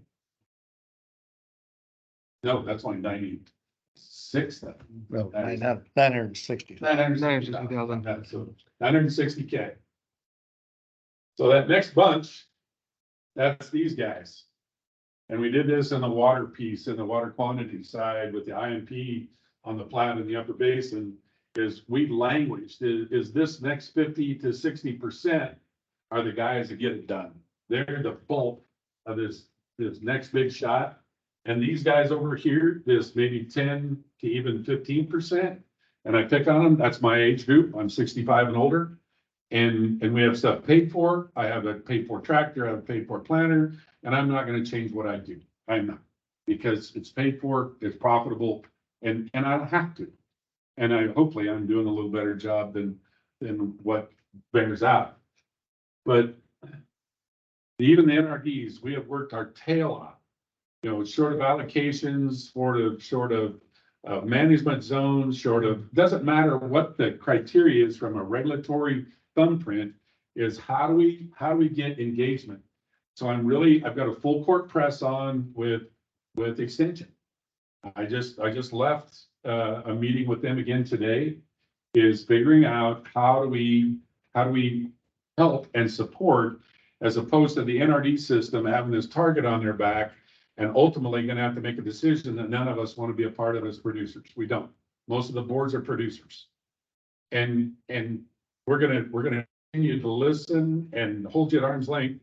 I'm not speaking for all of them or all the NRDs. We're gonna hold you at arm's length until you come up with better solutions and better opportunities. And to me, that's what's happening. That conversation I just had with Javad. This particular portion right here, we have benchmarked our farm from a year ago. And what's this gonna, because I want to look at the trend, or can we do this better? So if we just utilize this 69.6 instead of applying it, I'm really anxious to see this next go round of analysis. Did we take that down? Did it stay the same? Did we open up the pathways that allow us to make a better connection to the process that it takes to access that nitrogen or phosphorus or whatever the case may be? And so that is one of the things that really excites us. So in combination with how we arrived at RZO is we are using a ton of biologicals.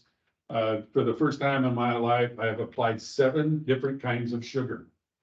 Sucrose, fructose, I can't even name them all, but it's a food source for the biology that exists. And that helped us. But right now, we did a preliminary NUE on our first field of irrigated corn. First, it exceeded our yield goal by about 8%, but our NUE was 0.487. Now, there's a lot of producers that would make fun of me for that. But there's more and more of them. I know Jackson Stenzel with his fertigation platform, he's seeing some remarkable results at less than 0.6. And he's got a couple that are in the 0.4s. That's the piece that I think from an agronomy standpoint, Britt, and what you're trying to accomplish with building that out, but helping and getting everybody else inclusive of the research and extension part of UNL to help with that. That's what I'm really pushing really hard on. So I've mentioned the Master Irrigator Program. That's one way we're looking at it. There's significant dollars that are coming to Nebraska, Colorado, and Kansas this first time around. Now it's ours to screw up. I'm just gonna be honest with you. Because this is through the state cons, Rock, significant dollars. Clint has put in significant dollars out of Colorado and Kansas state con, but Clint is a remarkable guy out of Colorado. He's been around the longest of all of them. And he has rallied the troops. Also involved in this are Oklahoma and Texas. And this whole initiative is open to where other states can join.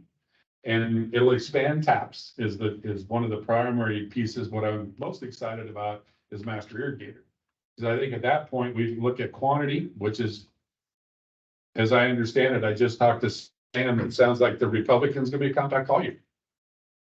The math bears out again, that they're probably gonna hard cap us. They've already lowered our allocation a half an inch, but they're probably gonna hard cap us on our carryover. Because we had to pump in excess 17 inches again, because we had no rain. So you're gonna look at rotations, you're gonna look at limiting acres on highly consumptive crops. Well, guess what the Republican basin grows the most of? Corn. Why is that? Feedlots. Mm-hmm. It's a big deal. And that's what drives the bus. So how do we take the dollars that we're investing in relative terms of smaller projects, but have a bigger footprint over time? That's why I asked when you told me, I wasn't surprised that your model was 5 to 10 years old. I wasn't surprised, but it's time again to rethink about how this whole piece of the puzzle, because we're making a management decision in our own operation to benchmark our water quality. Anybody else doing that? Other than the NRD or a municipal, they have to do it because by law, I would assume a municipal does. So anyway, I'm just throwing some ideas out there. If you got questions, I will stop and shut up for a minute. But I'll put this back up there. Sorry, my.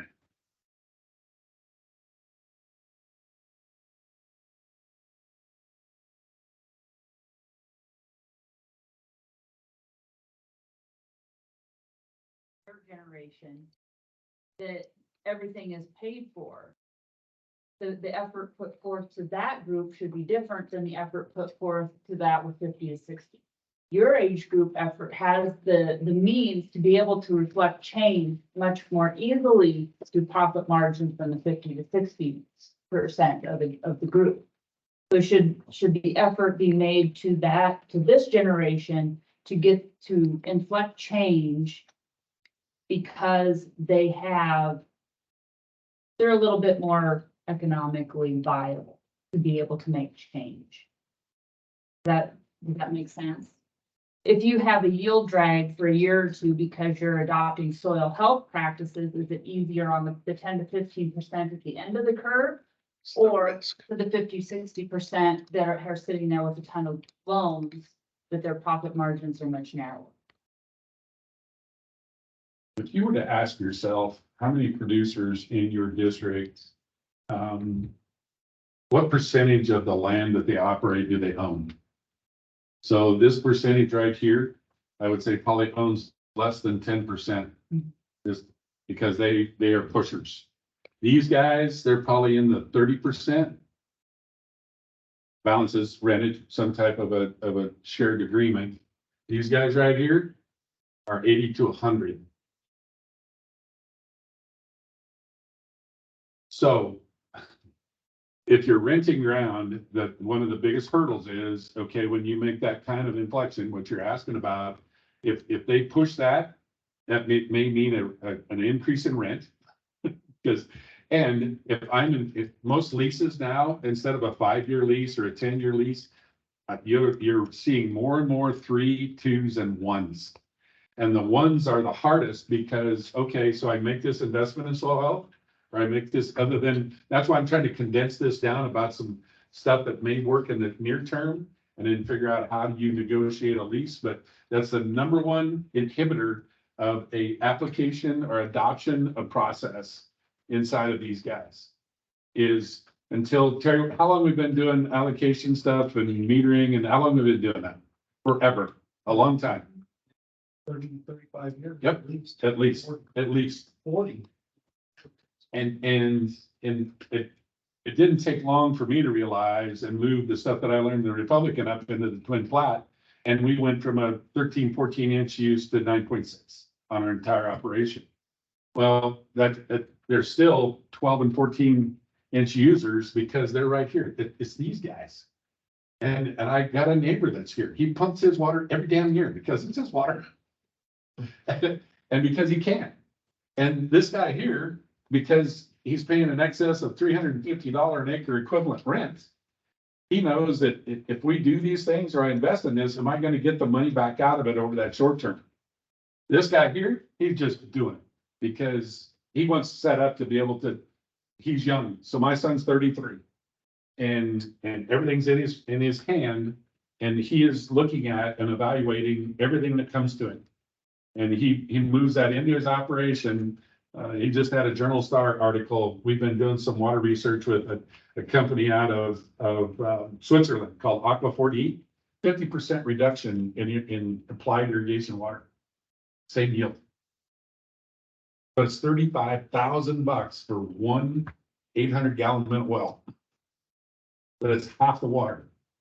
So what's the value? Well, it's still not enough. So if an acre inch of water costs on average $8 an acre inch to pump, you save 6 inches, you pump 6 inches, it's $48. $6,500, roughly $6,500 a year. So that's a 6-year payback. But that's all on them as an owner. So if you do that, what does that mean to this landowner renter relationship? Well, unfortunately, this unit, you can take it out and take it with you. So it's not a permanent install, but those are the kinds of things that I think help. But you are right. I mean, if that 80 to 100% owned property, if at the time you decide I'm gonna start to lease this ground out, you're going to be leasing to not only the person who's gonna and will pay you the highest rent, but you're gonna look for people that are going to continue the management practices that you've instilled and invested in that property, which then turns around and helps the 50 to 60% that are gonna come up and be the ones that are vying for that land. But when you say, you know what, I've been doing these soil health principles on here, I want you to use covers in the fall. Here's the soil test, all whatever the things you are negotiating, you're now impacting change at the 50 to 60% when that land is changing lease agreement. Absolutely. I wish I could have just recorded that. Because so we need to focus on, we need to focus a message at the 10 to 15% at the end to influence change, that can influence change in 10 to 15 years. Right? I think we really need to work both ends of that for the middle. Cause I think that's going off what Lisa's, that's the only way we're gonna get that middle is we've got the pushers on this end pushing for the new ways. We got the ones that are in ownership and can do it. On the other end, we need to get that working towards the middle, and then that'll work, that will use that. So how do you approach, I mean, it's a question for the group, but how do you take what you know is real and impending?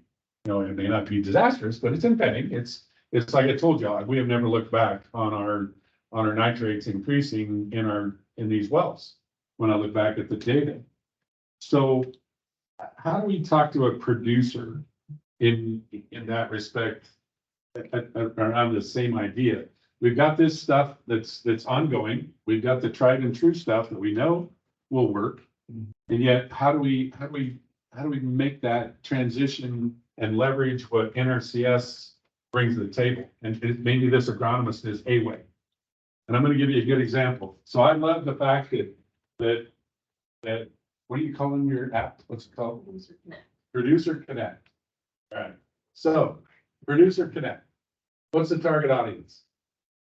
Growers and things to face through areas, sorry. Okay, growers. Of what?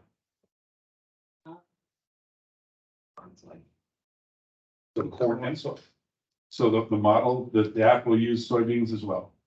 Well, we're assuming that that population is six. Okay, well, and no, it's good, no. So That's the app, that's gonna be the dominant rotation, there's no doubt. nitrogen with a human. So the digital imagery that I know that you're using or have access to, what happens? I've been around this imagery for so long, and it frustrates me. But, and Corteva is a good example, is Corteva took insights. Great tool. But if you didn't buy 100% of Corteva products, we could only have access on those acres. Then if there was a field of popcorn, field of soy, a field of oats, a field of wheat, field of sorghum, didn't work. So I'm glad to hear that you're doing that. That's first. But if you break this out proportionally, obviously popcorn or corn has a big factor on the nitrate side. But if you aggregate the rest of these together, they have as much impact, nearly. Now, the crop mix will determine whether it has that much impact in a particular area.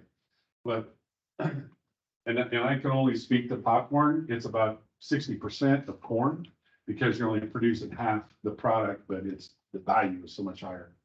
But the idea around the imagery and the validation, because that's really what it is, that change, that's what I like about insights, is it basically gives you, this is where you were, and are you moving towards the good? Are you moving towards the question mark? That's all it's got to do. If you get red, green, yellow, if you get any more past that, so that question about that soil health piece is we complicate their decision process with too much data, too many things. And so are you shifting on your soil health piece? That's why I brought up that test, the soil health analysis. That's one of the things we're trying to get our arms around is what does that mean to a producer? And ultimately, does that translate back to, what's the water quality portion of that? That's what I'm going to talk about in DC. They're asking about how does that translate into the reference in water quality based off of this whole economic ROI return that it takes to help producers transition. That's why I think this whole agronomy piece is just core. It's fundamental. If you sample a field and you sample it and you're consistent with it and have the ability, you no longer just see that single sheet that shows this is what the crop I'm going to grow. Now you have a whole bunch of other context that you can start to have others. What's important to your district? What's important to Kent's district? What's important to Jasper's district? And what's important because of the regional differences. We irrigate more. So Dan Snow made the comment to me on the Vado zone sampling. He said, I asked him specifically, I said, so how do we lessen the nitrates in the Vado zone? He says, there's two ways. I go, oh, okay. And I'm throwing him under the bus right now because we are very candid with each other, but he said, stop irrigating and stop applying. I go, what? So that's how we address Vado zone sampling of high nitrates. Stop irrigating and stop applying nitrates. Fertilizer. And I go, so what if we over irrigate and flush that out of there over time? That's an option. What if we find a crop? Alfalfa. I said, well, 100 acres alfalfa in our area floods the market, and it goes from $300 a ton down to $150 a ton. And that's an exaggeration, but the concept around, what are some of these alternatives? I had a grower call me because their article in the Journal Star called me yesterday. He says, I want to grow popcorn. I said, okay, why do you want to grow popcorn? Because I need to introduce diversity into my corn soybean rotation. That's not diversity. Okay, all right. What do you know about popcorn? Nothing. I said, okay. I'm gonna tell you two things very quickly. Is you have to have a contract, otherwise you can't get crop insurance. Oh.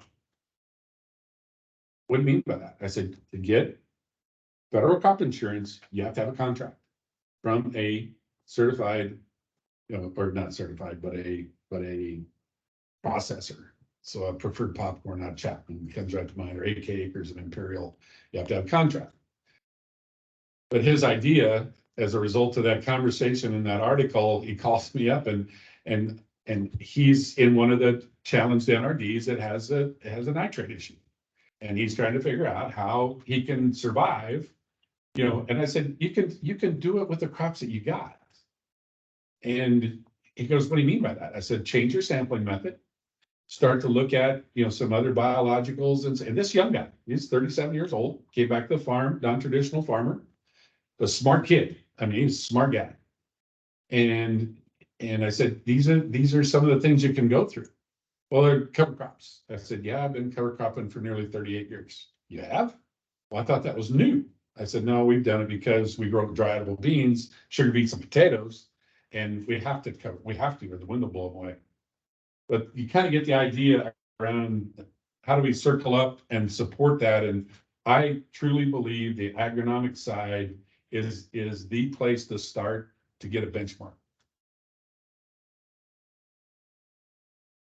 I'll add there, you as a farmer, you are eons ahead of a lot of folks. You're data minded, you're an innovator, you like to find things.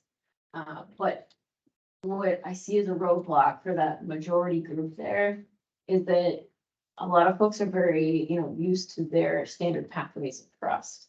So having things like, regenerative opportunities put in front of them, the Haney test, what does that mean? What's attached to that, politically, that might turn off that individual? So what are those really low hanging fruit pieces where we can start to move the needle in your direction? But, just because it's the agronomic side doesn't mean it's going to be well swallowed. No, and thank you, Rachel, for that to ground me, because that's my challenge to this group. And I haven't said it very well, is what you're doing at Point Source and the broader conversation around water quality continues to sneak up on us. And to me, this is a place where maybe this is the start, is build that kind of a bigger conversation and innovation around how do we, Ray Ward, good example. Ray Ward was on KRVN the other day and made the statement that we're over applying nitrogen. And he and I have no idea how many arguments he and I have had over the process about how soil samples are taken and how they're sent in, and there's mass produced. I mean, it literally is. And Lance will tell you at Regen, that isn't the business. He doesn't want to do 100,000 samples a month. He doesn't want to do that. He'd rather do 5,000 or 10,000 high value and inflect change as a result of that question right there. And so I don't have a silver bullet, because within the NRD system, we have battled that for a long time. And even from the quality or quantity standpoint, it had more to do with the economic side. That's why I pointed out that's what got us, was the number got us. But here's that inflection point. Is it worth savings of $37 an acre? Is it worth it? Mm-hmm. Yes, it is. Yes, it is. Well, but know this is with a 220 bushel yield goal, not a 300. So it's a bit exponential, because what this would have shown based off of what their opportunity dollars are, it does make it a harder sell. So how do you make the connection with your soil health, which that's this piece over here. And that number again is controversial. Well, I only use soil health as an example, but I mean, we're taking credit for irrigation water nitrate. or taking credits for a lagoon, or diversifying a rotation. It does not like that. You know, if you can, if that's the group that can afford to take less profit but to instill future change, maybe the messaging to that group needs to be different than to the 50 to 60% group, which would be different than the 10% group. I think you're onto something. Like I had a conversation with the guy from Hertz Farm Management earlier today. And they do, you know, sponsorships with some extension courses about succession. And my curiosity was, you know, what's your company's interest in sustainability programming? You know, do you guys push those messages to that population? You know, he said, well, we haven't before, but it's not like we're not interested. And so I thought, okay, well, you know, let's keep a line of communication open. You know, so maybe just kind of turning over those stones that haven't been yet, to try to get at that population, could be an opportunity there. But my other question for you too, you know, you mentioned Ray Ward, and I'm a big fan of Ray. I'm too. He's an institution. He's an institution. And he's definitely actively trying to create change. But, you know, when you receive a standard soil sample back from whether it's Servitech, Ward Labs, Midwest, what does it say? This is how much you have to apply, nothing else. Nothing else. That's what, And that's the standard messaging that most growers are receiving. So how can we change that? Because soil sampling is something that just about every grower is going to do regularly. Rachel, I didn't know how to read a soil test. I read the results of it. And you're right, that whole messaging piece literally is where we need to transition from. Is here's where you are, here's the potential, and flip it the other direction. We still have to trust that. Like I said, that's why I brought up Zach's $100 and some $1,000 decision. That was not lightly. He goes, Dad, I got the best crop I've got out here right now visually and inspecting it. And under normal conditions, if I apply, I will have some type of result.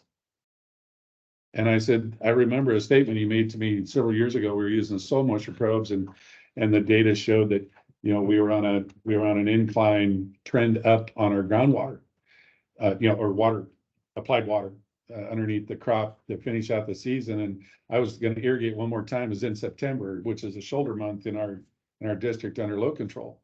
And he goes, Dad, if we're not going to believe the data, what the hell are we collecting it for? And we need to have some of those come to Jesus pieces too. Is okay. Let's the right data, the time, and the right message. You're right. The NRDs have the biggest lift to me. Is this transition from quantity to quality, and inherently everything else that they're trying to do. And now all at once, okay, do we have some dollars? Can we have some partnerships? I think it's a remarkable idea.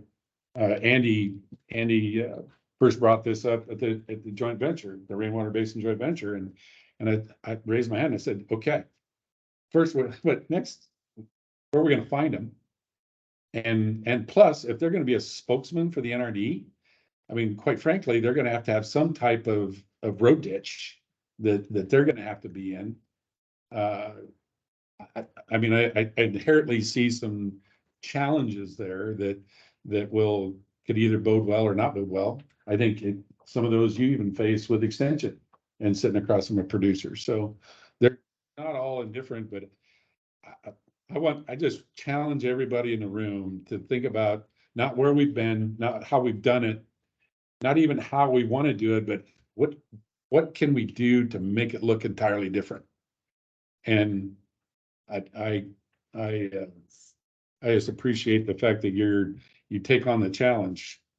This is a water, these are some of our water tests. This happens to be a rented piece of ground. I don't know if you can read that very well, but here's one that's 13.3. Our hardness, our water is extremely hard at 222, but that's one of them. And I didn't even understand them all. I just said, let's get it done. And then, share the results with me and we'll compile this, per field, and I'll share that with you at our next meeting. It'll be sometime whenever our next meeting is. But I'll have yield results, NUEs, kind of the idea around what impact this agronomic perspective or benchmarking, I think has a fit for, but it is controversial in how that extraction is, because Ray doesn't use it yet. They don't have to go all in, right? No. But I think if you have that common messaging among, you know, the big heads. Take small steps. Steps, yeah, then, and then it's just like you're kind of inching in the right direction. It doesn't need to be a full, you know, head first jump in, because that's scary, right? It's change at once. But, you know, if you can convince people, all right, this is where we want to end up, but these are the steps we're gonna take to get there, you know, and people can buy in, then we have a journey forward. And one other thing I'll mention in regards to the agronomist partnerships piece, Precision Conservation Management, PCM, is a partnership with Illinois Corn Growers Association and PepsiCo Frito-Lay in the Gothenburg area. Yep. That's been a very successful partnership for a couple of years. And so we hired an individual to support that venture. And with that, PCM really focuses on practices that pencil. So they will not. Practices that pencil. I like that. Pencil. Yeah, so if the practice does not pencil for that farmer, they're not gonna recommend it. It's not, you know, you're not gonna get a return on your investment that you're comfortable with within X amount of time. Don't do it. And so that's kind of their whole platform. And so as a result of Climate Smart, we're expanding the PCM program under Farmers for Soil Health. So Upper Big Blue, as last I had conversations, sounds like there's gonna be a joint hire there. So we're gonna have another individual in that space. Is that is Michigan? So we're looking forward to that, just because, you know, the PCM piece is, you know, it makes sense to a lot of growers. But, you know, there's only one guy in Gothenburg, so, you know, how many growers can you reach? But just that ideal of, you know, practices that pencil. The white corn deal in Frito is that, I mean, that's a very, I mean, that's, you are signed on for life. I used to be, and I let it go and I shouldn't have. Mhm. But I mean, that's a very close group, so. And then the Dar feedlot was another one that they have really Correct. embraced that process of working with their growers. We are working with a company called Arva Intelligence. His name is Matt Rolick. He is a farmer out of Minnesota, also in Arkansas. But we are working on our CI score. And then we're working with our popcorn company that we will have a carbon intensity score. We're also working on with Matt on a water intensity score as part of that as well too. So, I mean, it's, I don't know how we convene this whole idea around the regulatory and the dollars that are behind from NRCS, regulatory to the farm groups, to the producers, to the industry partners. We do that somewhat inside of TAPS on more of a production model, but how do we connect these dots? Just like Petro Farms America, I wouldn't even have known, and it took me 2 seconds to sign up, and I just do the math, 1,890 acres of cover crop, and we just submitted for payment. That's not chump change to most people to plant that many cover crops. And does that help our water quality piece? Most everybody says yes.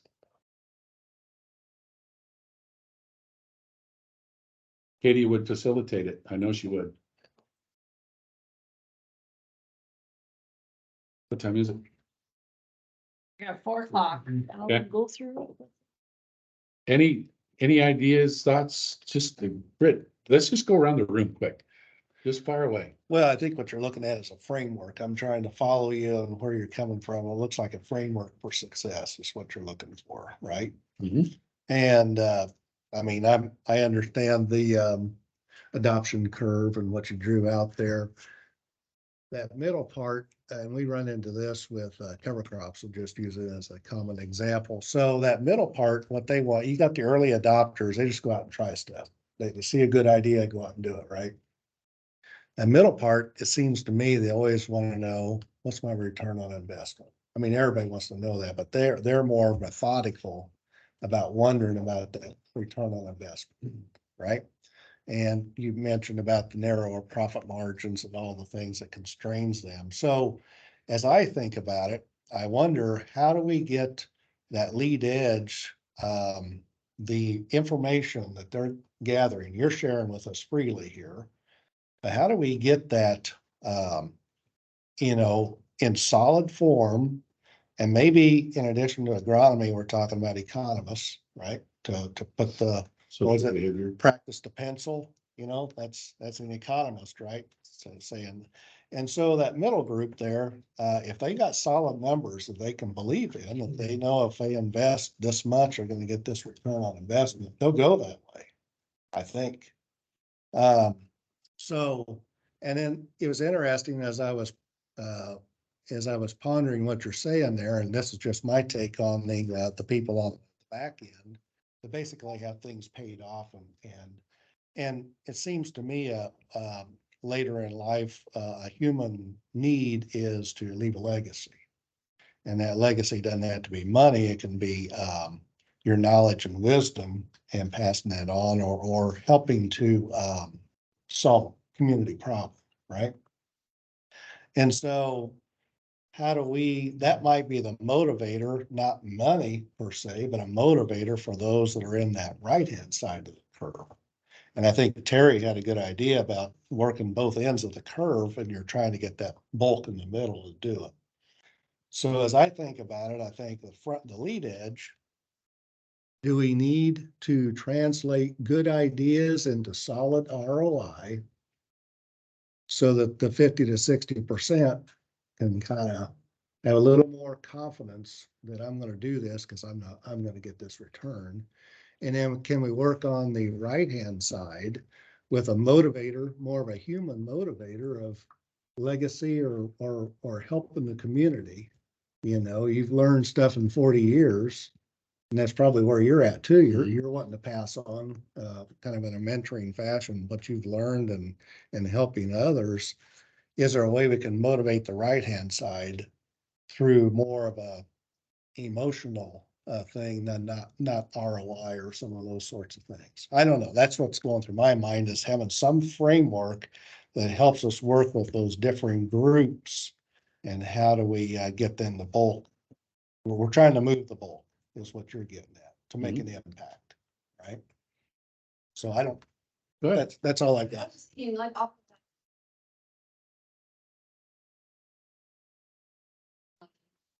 because we all have good ideas and like we're thinking, oh, this might make impact, this might make impact. But having someone that's like specifically trained in that kind of stuff, trained in human dimensions, to be like, oh yeah, this does make people change often, or this might not, or talk about the curve. I think I remember that like there is like a theory that's called some type of theory, but people like study change. Would be really beneficial like in these conversations if we're trying to put things to like actual practice. Like what's an actual next step? I know. So who do you know that needs to be invited to this meeting? No, I've been to some at UNL, but there are sociologists that have attended. Like, So that's your task for the next meeting. I'll take it. I know you will. Some of I think. Just that. That is actually, I mean, it's an Albert legacy. That's what he's working for. He's looking for a human dimension, social behavior, shed management, such things. Now we got a champion. We got a champion over here in the corner that's gonna help you with that, Albert. Well, we're trying to set it up just like her position would be a co-funded position with the university for a period of time. But specifically to work with us on our watershed management plans and how to get it. Looking like the Shell Creek group, we've tried like crazy to get that replicated in other projects and not as successful. So what is that magic thing that's missing that makes them so passionate about their watershed that we can't get done in other watersheds? So beyond me. Thinking from like a program side, especially when I used to be in the field office, and working with producers there within RCS. As you made a comment earlier, you used to get your soil reports and you didn't really know what was the factors in it, And there's an educational hill to climb, I think, you know it.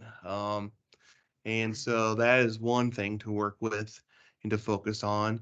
We talk about small steps, you know, you don't have to sign up all your acres.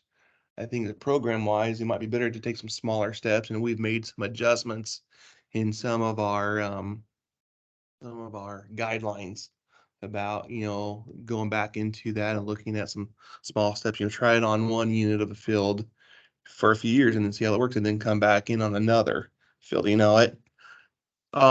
Also the last thing that would Did you change the flexibility on if the weather doesn't allow you to do it on that field and you move it to another one? That one's hard to do. That one's hard I to know. do. That one's hard to do. Got to experience it. But something that I really, my last field ops I was at, it was the idea of producers were all more excited about yield focus, yield goals versus production. Like they were shooting for those 300 yields. I mean, they're making just as much if they're shooting for 240s. But it's that hard idea to break of that. I think of the bell chart up there, and when I was in Missouri working with NRCS there, there's a guy that I used to work with, and he used to call it sweat equity, bringing some of those younger guys to start farming with some of the older guys. They don't get everything brand new, but they learn, and it's a process together, and then it started meeting there in that top of the bell. So as we're talking today, those are some of the things that go through my mind is how can we again reach out to all three types of producers? How can we help educate with soil tests? And then lastly is with our program wise, you know, how can we promote our programs and make sure it's an educational and it's a benefit for all parties. You struck a nerve there that and a different evaluation of your soil tests as a result of these engagements with these agronomists. You know, we'd like to take a look. We'll do. He does both. If you saw that both analysis are there, so it's side by side. What would you choose? That might be a way to think about that. Rachel is that is one and the same, so that it's the same report that you historically see, but this is the extraction that shows us the difference. So I didn't show that part of it, but that's all inclusive in that soil report. Well, and then I think, thinking about what I mentioned on those ones in the middle, they need more solid information. So what would lead them to trust that 60-pound instead of the 22-pound? And so what's the confidence? Is it a 95% confidence? You know, in research, they got the P.05, 95% confident. What's the level of confidence you can place that 60 over the 22? Those in the middle that are more methodical and need a higher level of confidence before they do something, how do we get it there? How do we get the confidence in that number? It's not up there. My story would be okay.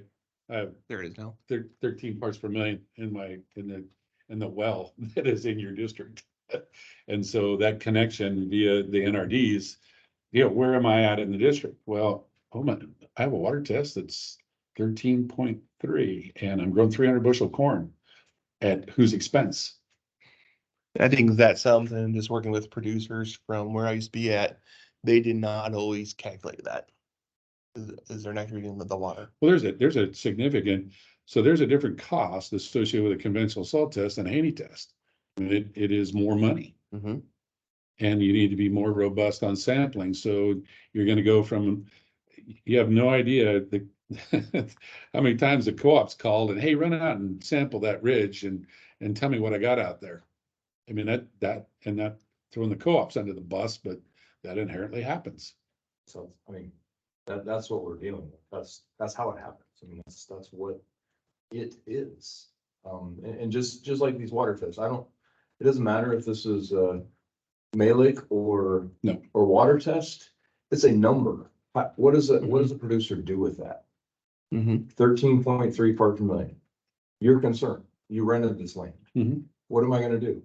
Well, we start with, I mean, just in the most elementary form, if we had a test like this from every well in the state, right, that you all could work on funding practices, and I know there's some out there.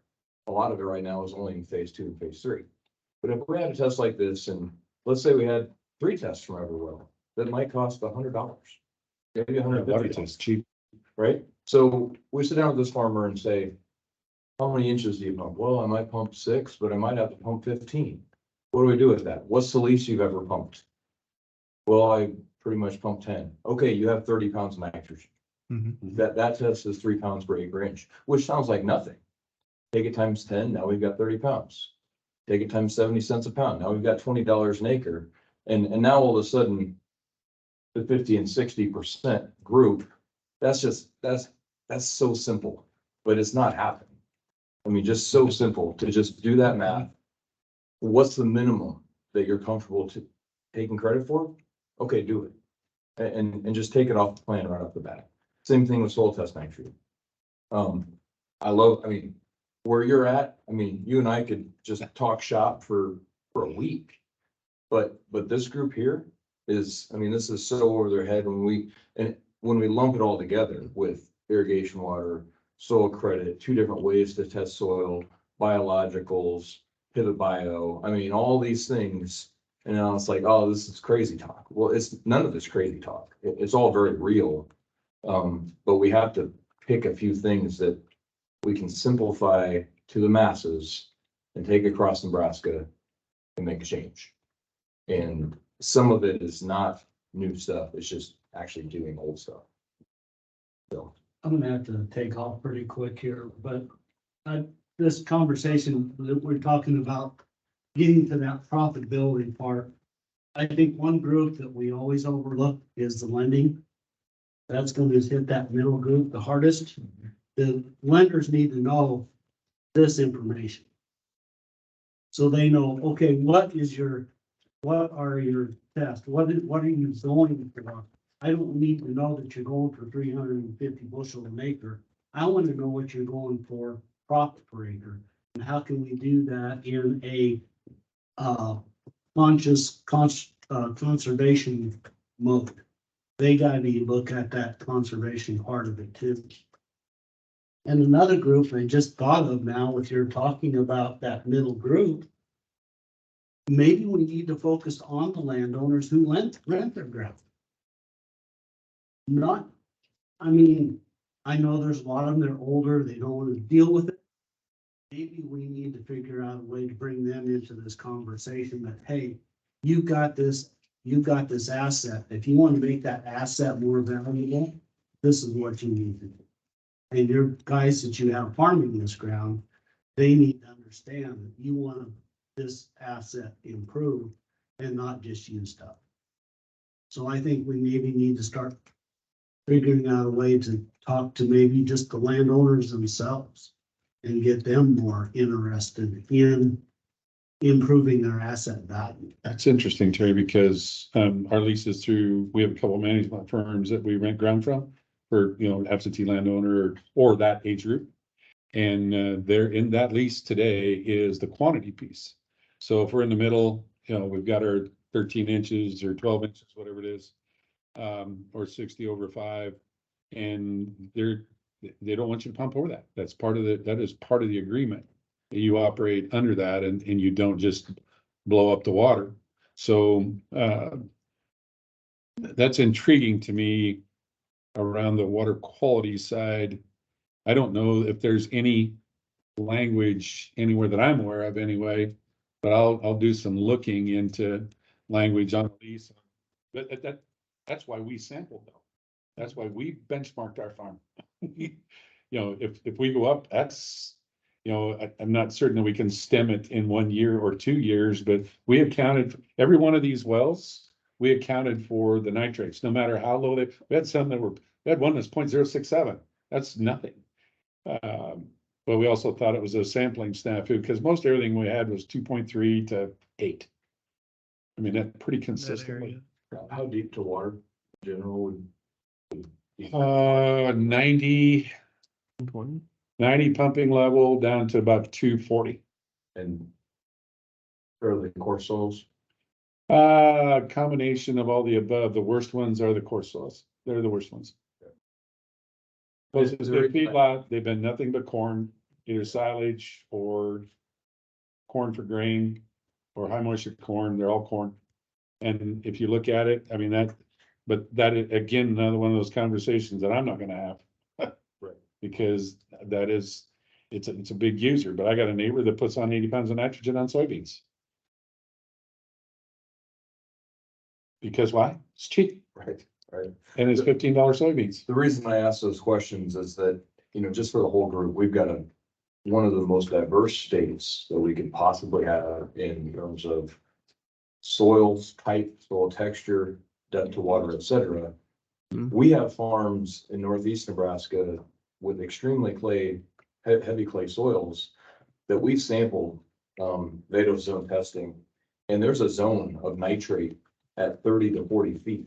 And if I rent that farm today and I do a benchmark like Rourke's talking about, and I don't apply any nitrogen, I grow soybeans and alfalfa, don't grow corn, it's most likely nitrate levels in those wells are going to continue to increase because of what's in the zone, regardless of what we do up top. So just from a regulatory standpoint and the type of programs that our NRDs and NRCS is implementing, we have to not only benchmark the water, but ideally benchmark what's between farming practices at the surface and the water, because we have a problem in some Vado zones that are going to continue to increase and impact our water for years, regardless of what we do up here.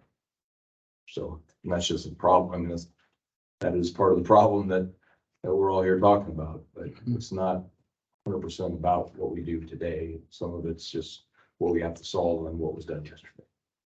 We've wrestled with that from the beginning. It's, you're not gonna change. You got that slug. Yeah. Like I say, if you quit using nitrogen will go up. I think what we have to sell to these producers is doing the deep soil samples and just quit loading the top. Yep. And let that stuff move on through. So, I think we need to figure out what is that level we can tolerate in that 3 foot, 5 foot level. And make that our goal to shoot for that interim. So it doesn't load the bottom. I'd love to grow this whole 9.6 million acres on half the nitrogen. That would be my goal. On half. That's a huge number statewide, the same amount of bushels or more. So anybody else for the cause? I know it's already 20 after 4 and I try to adhere to that, but we started around the room. Anybody else want to throw something out? Back row there? I'm wondering, so the traditional versus your Haney test with your nitrogen, you're getting 2 to 3 times the values between the two. So if we're looking at it, I'm new to this, are there other ways to test or search for nitrogen in our soil, or because those values alone just tell me that we need better testing, because right away it already is telling us that we don't have accurate information about nitrate in our soil, depending on which value we're choosing to believe. Is that correct? Now you know the producer conundrum. I'm gonna circle that up to the rest in the room if somebody wants to volunteer to tackle that one. You have 2 different tests, 2 different answers. And we're basing that on this one says you have 13 pounds and this one says you have 40 pounds, but calibrate those 2 together. The problem comes in is when you translate that into how much nitrogen do you need to apply? And I don't know that 42, is it really 42 pounds or is it just what the test gives you? Is it really 13 pounds or is it just the product of that testing system? So you see what I mean? If you calibrate those 2 together and figure out, one's always going to be whatever 30% off, you have to take that into stride. Then when you take that information and say, then how much nitrogen do I need to add? Let's assume that 10% of those producers understand what you just said. And the next of them rely on trusted scientific stakeholder agronomists. And as long as that messaging or that conversation is different, I mean, that's, you just stated the conundrum that we're in, is what number? I told you, it was $140,000 decision, Albert. No, I know that. You know, and that, I mean, that's, but would that have cost $500,000 not applying it? That's the question. No, I understand that. Yeah. Let me say that 42 is just a number. Not necessarily It's the best information we have. how much you need to apply for. I don't have the sample of it on here, but I have the TDN, the total nutrient digestion number. It's even more appalling. It shows organic, and help me with this, but there's all the sources of nitrogen, basically. It shows in this same field, there's over 2,522 pounds per acre. That they're not, you know, and in the biome that we are familiar with and operate with, and the science and sampling that we know, we don't get there. But an organic grower, which and maybe you can help me with this as well too, an organic grower, that's what they use, a Brix test. They use a whole multitude of these sophisticated tests because they're trying to get it because they don't have access to commercial fertilizer. That's where a lot of those conversations were born out of. So I know you got a follow up there. Yeah, I guess I got a few. So everyone across the world has this issue with nitrate. Isn't that something that we can use in RCS grant money for, is to fund research into nitrate identification? Is that something going on? Like, I don't know what I'm walking into as far as everything. Everybody's looking at Brett. Well, I can answer simply that NRCS can't pay for research per se. Okay, sometimes there's a bit of a gray area there on doing trials and different things to, try to get adoption of a conservation practice, but true, like university research is not funded by NRCS there. So we can help producers address resource concerns like the nitrates, but research itself, we cannot. Isn't that inherently flawed? Because if we've got an issue that affects NRCS people, like our customers essentially, and we can't help them, but we have all this available money, all of this like floating, and we don't know what to do with it. Is there a process that we could, to start or to look into other sources for grant funding, or to like creating a new trust or something along those lines? I don't know that one. I know it's gonna be a nightmare, but process, but is that something that could theoretically happen? Well, there are other agencies and organizations that do research.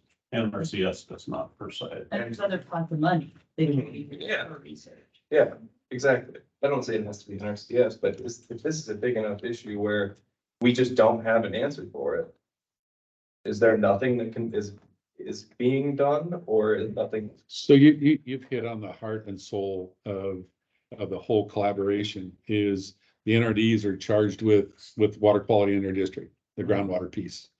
And the idea that in any way, but it's also producer led, producer supported. And how do we get all these efforts into one big pot, and then NRCS can support a portion of that pot, and then all of these other things, how do we work collaboratively? But as you can tell around the room, there's tons going on, but it's in silos all over the place. And how do we convene that bigger conversation? And there's a significant part here. NRCS is really putting forth their foot in Climate Smart, and millions and billions of dollars, quite frankly. And so the question arrives at that is, it's supposed to go back to a producer or have an output without research. Well, you're taking this research and hopefully applying it. And to me, that's what NRCS does. This exists. Try this practice. This is an approved practice.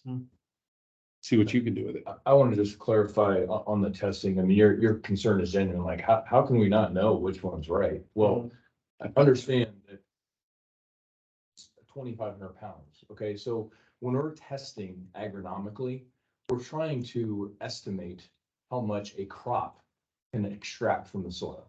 There's way more. I mean, we're never testing or reporting 100%. So the Mehlich extraction method is meant to estimate how much the crop can utilize from the soil.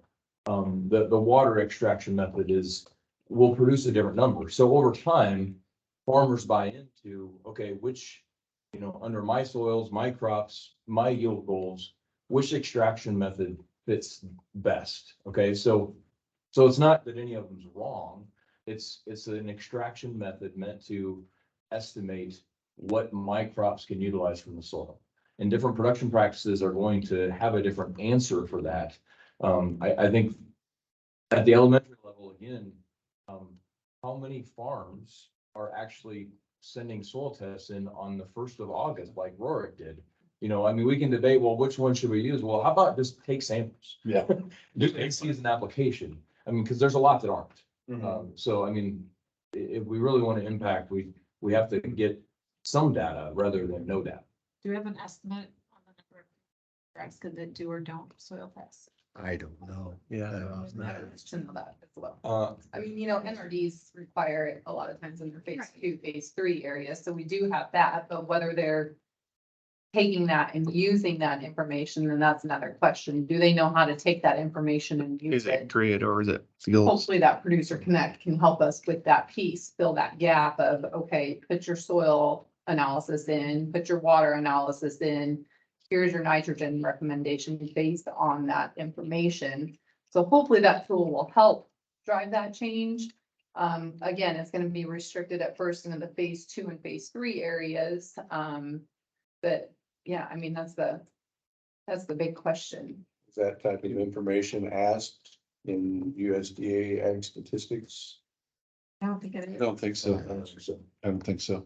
That's a great question. Conservation component of their, don't know what the frequency of that survey is. I'm gonna ask that on the 11th of November. Every 2 or 3 years, I think. But, I mean, a lot of the questions that are asked in that survey came directly out of that Blue River Basin project 25, 30 years ago.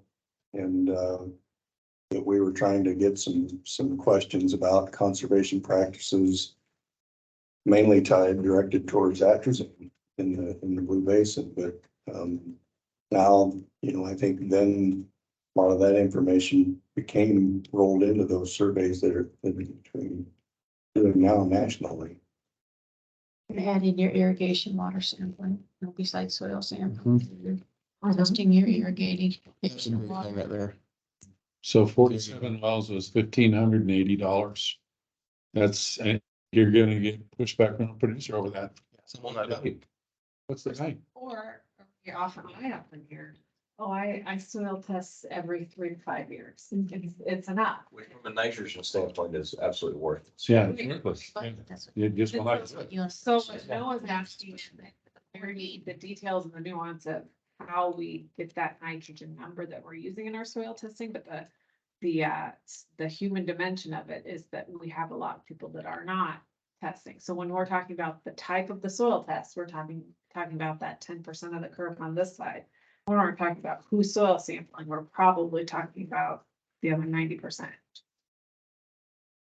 Now that we have a good number on. The structure, even the structure of that soil test, how complex it is, because I know a couple in a 2 and 3 in an NRD that basically send them out, get one core and send it in. That's it, out of the whole field. And that's compliant. That's compliant. and correct levels as far as the depths of the soil tests. Yeah. I've seen one out in western Nebraska, it was 0 to 16 for surface and for surface nutrients. All right, so it took us a while. I got one chat Yeah. thing that came in from Tyler Binnell. Said, gosh, the fusion of innovation, the shape curve, innovators is 1, 2 is early adopters, 3 is early majority, 4 is late majority, 5 laggards that we must face-to-face conversations, 1-on-1 with interactions or have nutrient guidelines or regulations to follow in each district. UNL formula I think you meant to put touch, The truth. trusting it, use the credits. So. Okay, so, any last words of excitement? I feel like we finally, like, it took a while. We got some traction going here. We do not have another meeting scheduled. Do you know when the next source water protection work group? I would say you don't have to wait for that. Okay. Just a larger group that needs to get on it. My next meeting is gonna really be focused in on those that are interested in moving forward and more a totally different conversation about how do we structure agreements and so forth. So I wouldn't hold up anything on this group waiting on where I might be with that process. And that would be directly reflecting what you're doing with the agronomist piece. Yeah, Okay. exactly. Yeah. I'm trying to basically take that one idea that we had of getting boots on the ground and make it happen. I'm really just focused on one thing. So this group here is focused on a lot of different things. So I would just continue what you're doing and don't worry about my schedule. I would have a suggestion there. How can we build out a template of support for that effort? In other words, what can we take as a summary of the group in terms of what would make sense for them to launch into what they're doing? And obviously, the NRD piece would be huge because that's the partnerships you're gonna have. So what would make the most sense in terms of what can we help them with in these conversations? That way they're not walking in the room going, oh, okay, you hired me, but what do I do now? I'm an agronomist and I'm supposed to help with what? Maybe we can do that from the bigger conversations. Maybe we can help support that piece, Britt. Well, I think you're exactly right. And I've already thought of that. Once we get the boots on the ground, I think there's enough interest and enough diverse entities that are in that group. I think we have kind of a group that may want to meet periodically and continue exchanging ideas and our programs, any other kind of programs, so that they stay educated on what to promote and so forth. So I see that group having enough energy to spin forward in another direction and continue some energy. That's what I see. We need to get the boots on the ground and then we'll transition to this other model. But if you're armed with a template, when you walk in there, let's say there's 10 total in its entirety, or 15 or 50, whatever the number is. If you're all asking the same questions and you're all headed down the same path, in other words, a sampling regimen, how often and how dense and is there some funding to help you get started doing that?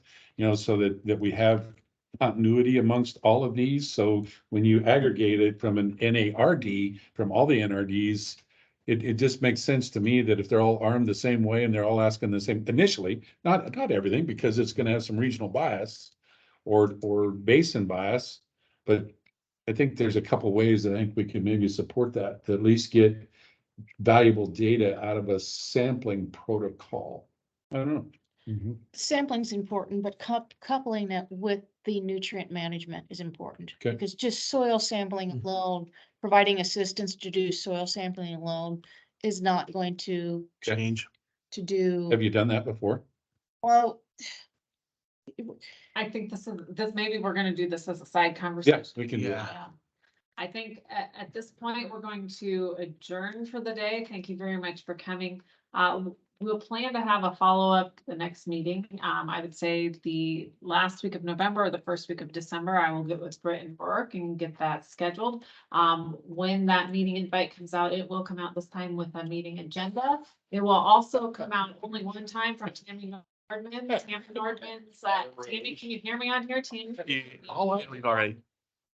All I did was hit accept. And, I'm getting responses. I'm going, what? so you'll get a meeting invite, you'll get the, meeting notes and agenda for the next one, and you'll also get a doodle poll so that you can contribute to the agenda. And with that, thank you all very much. Thank you. Can you send me what you sent earlier, we'll send out and all the minutes? Yes. And then, no. Gotta have an iPhone 15 and I have. Can you send that so I can forward it, right? Maybe. I'm getting Yeah. everything working. See you, Albert.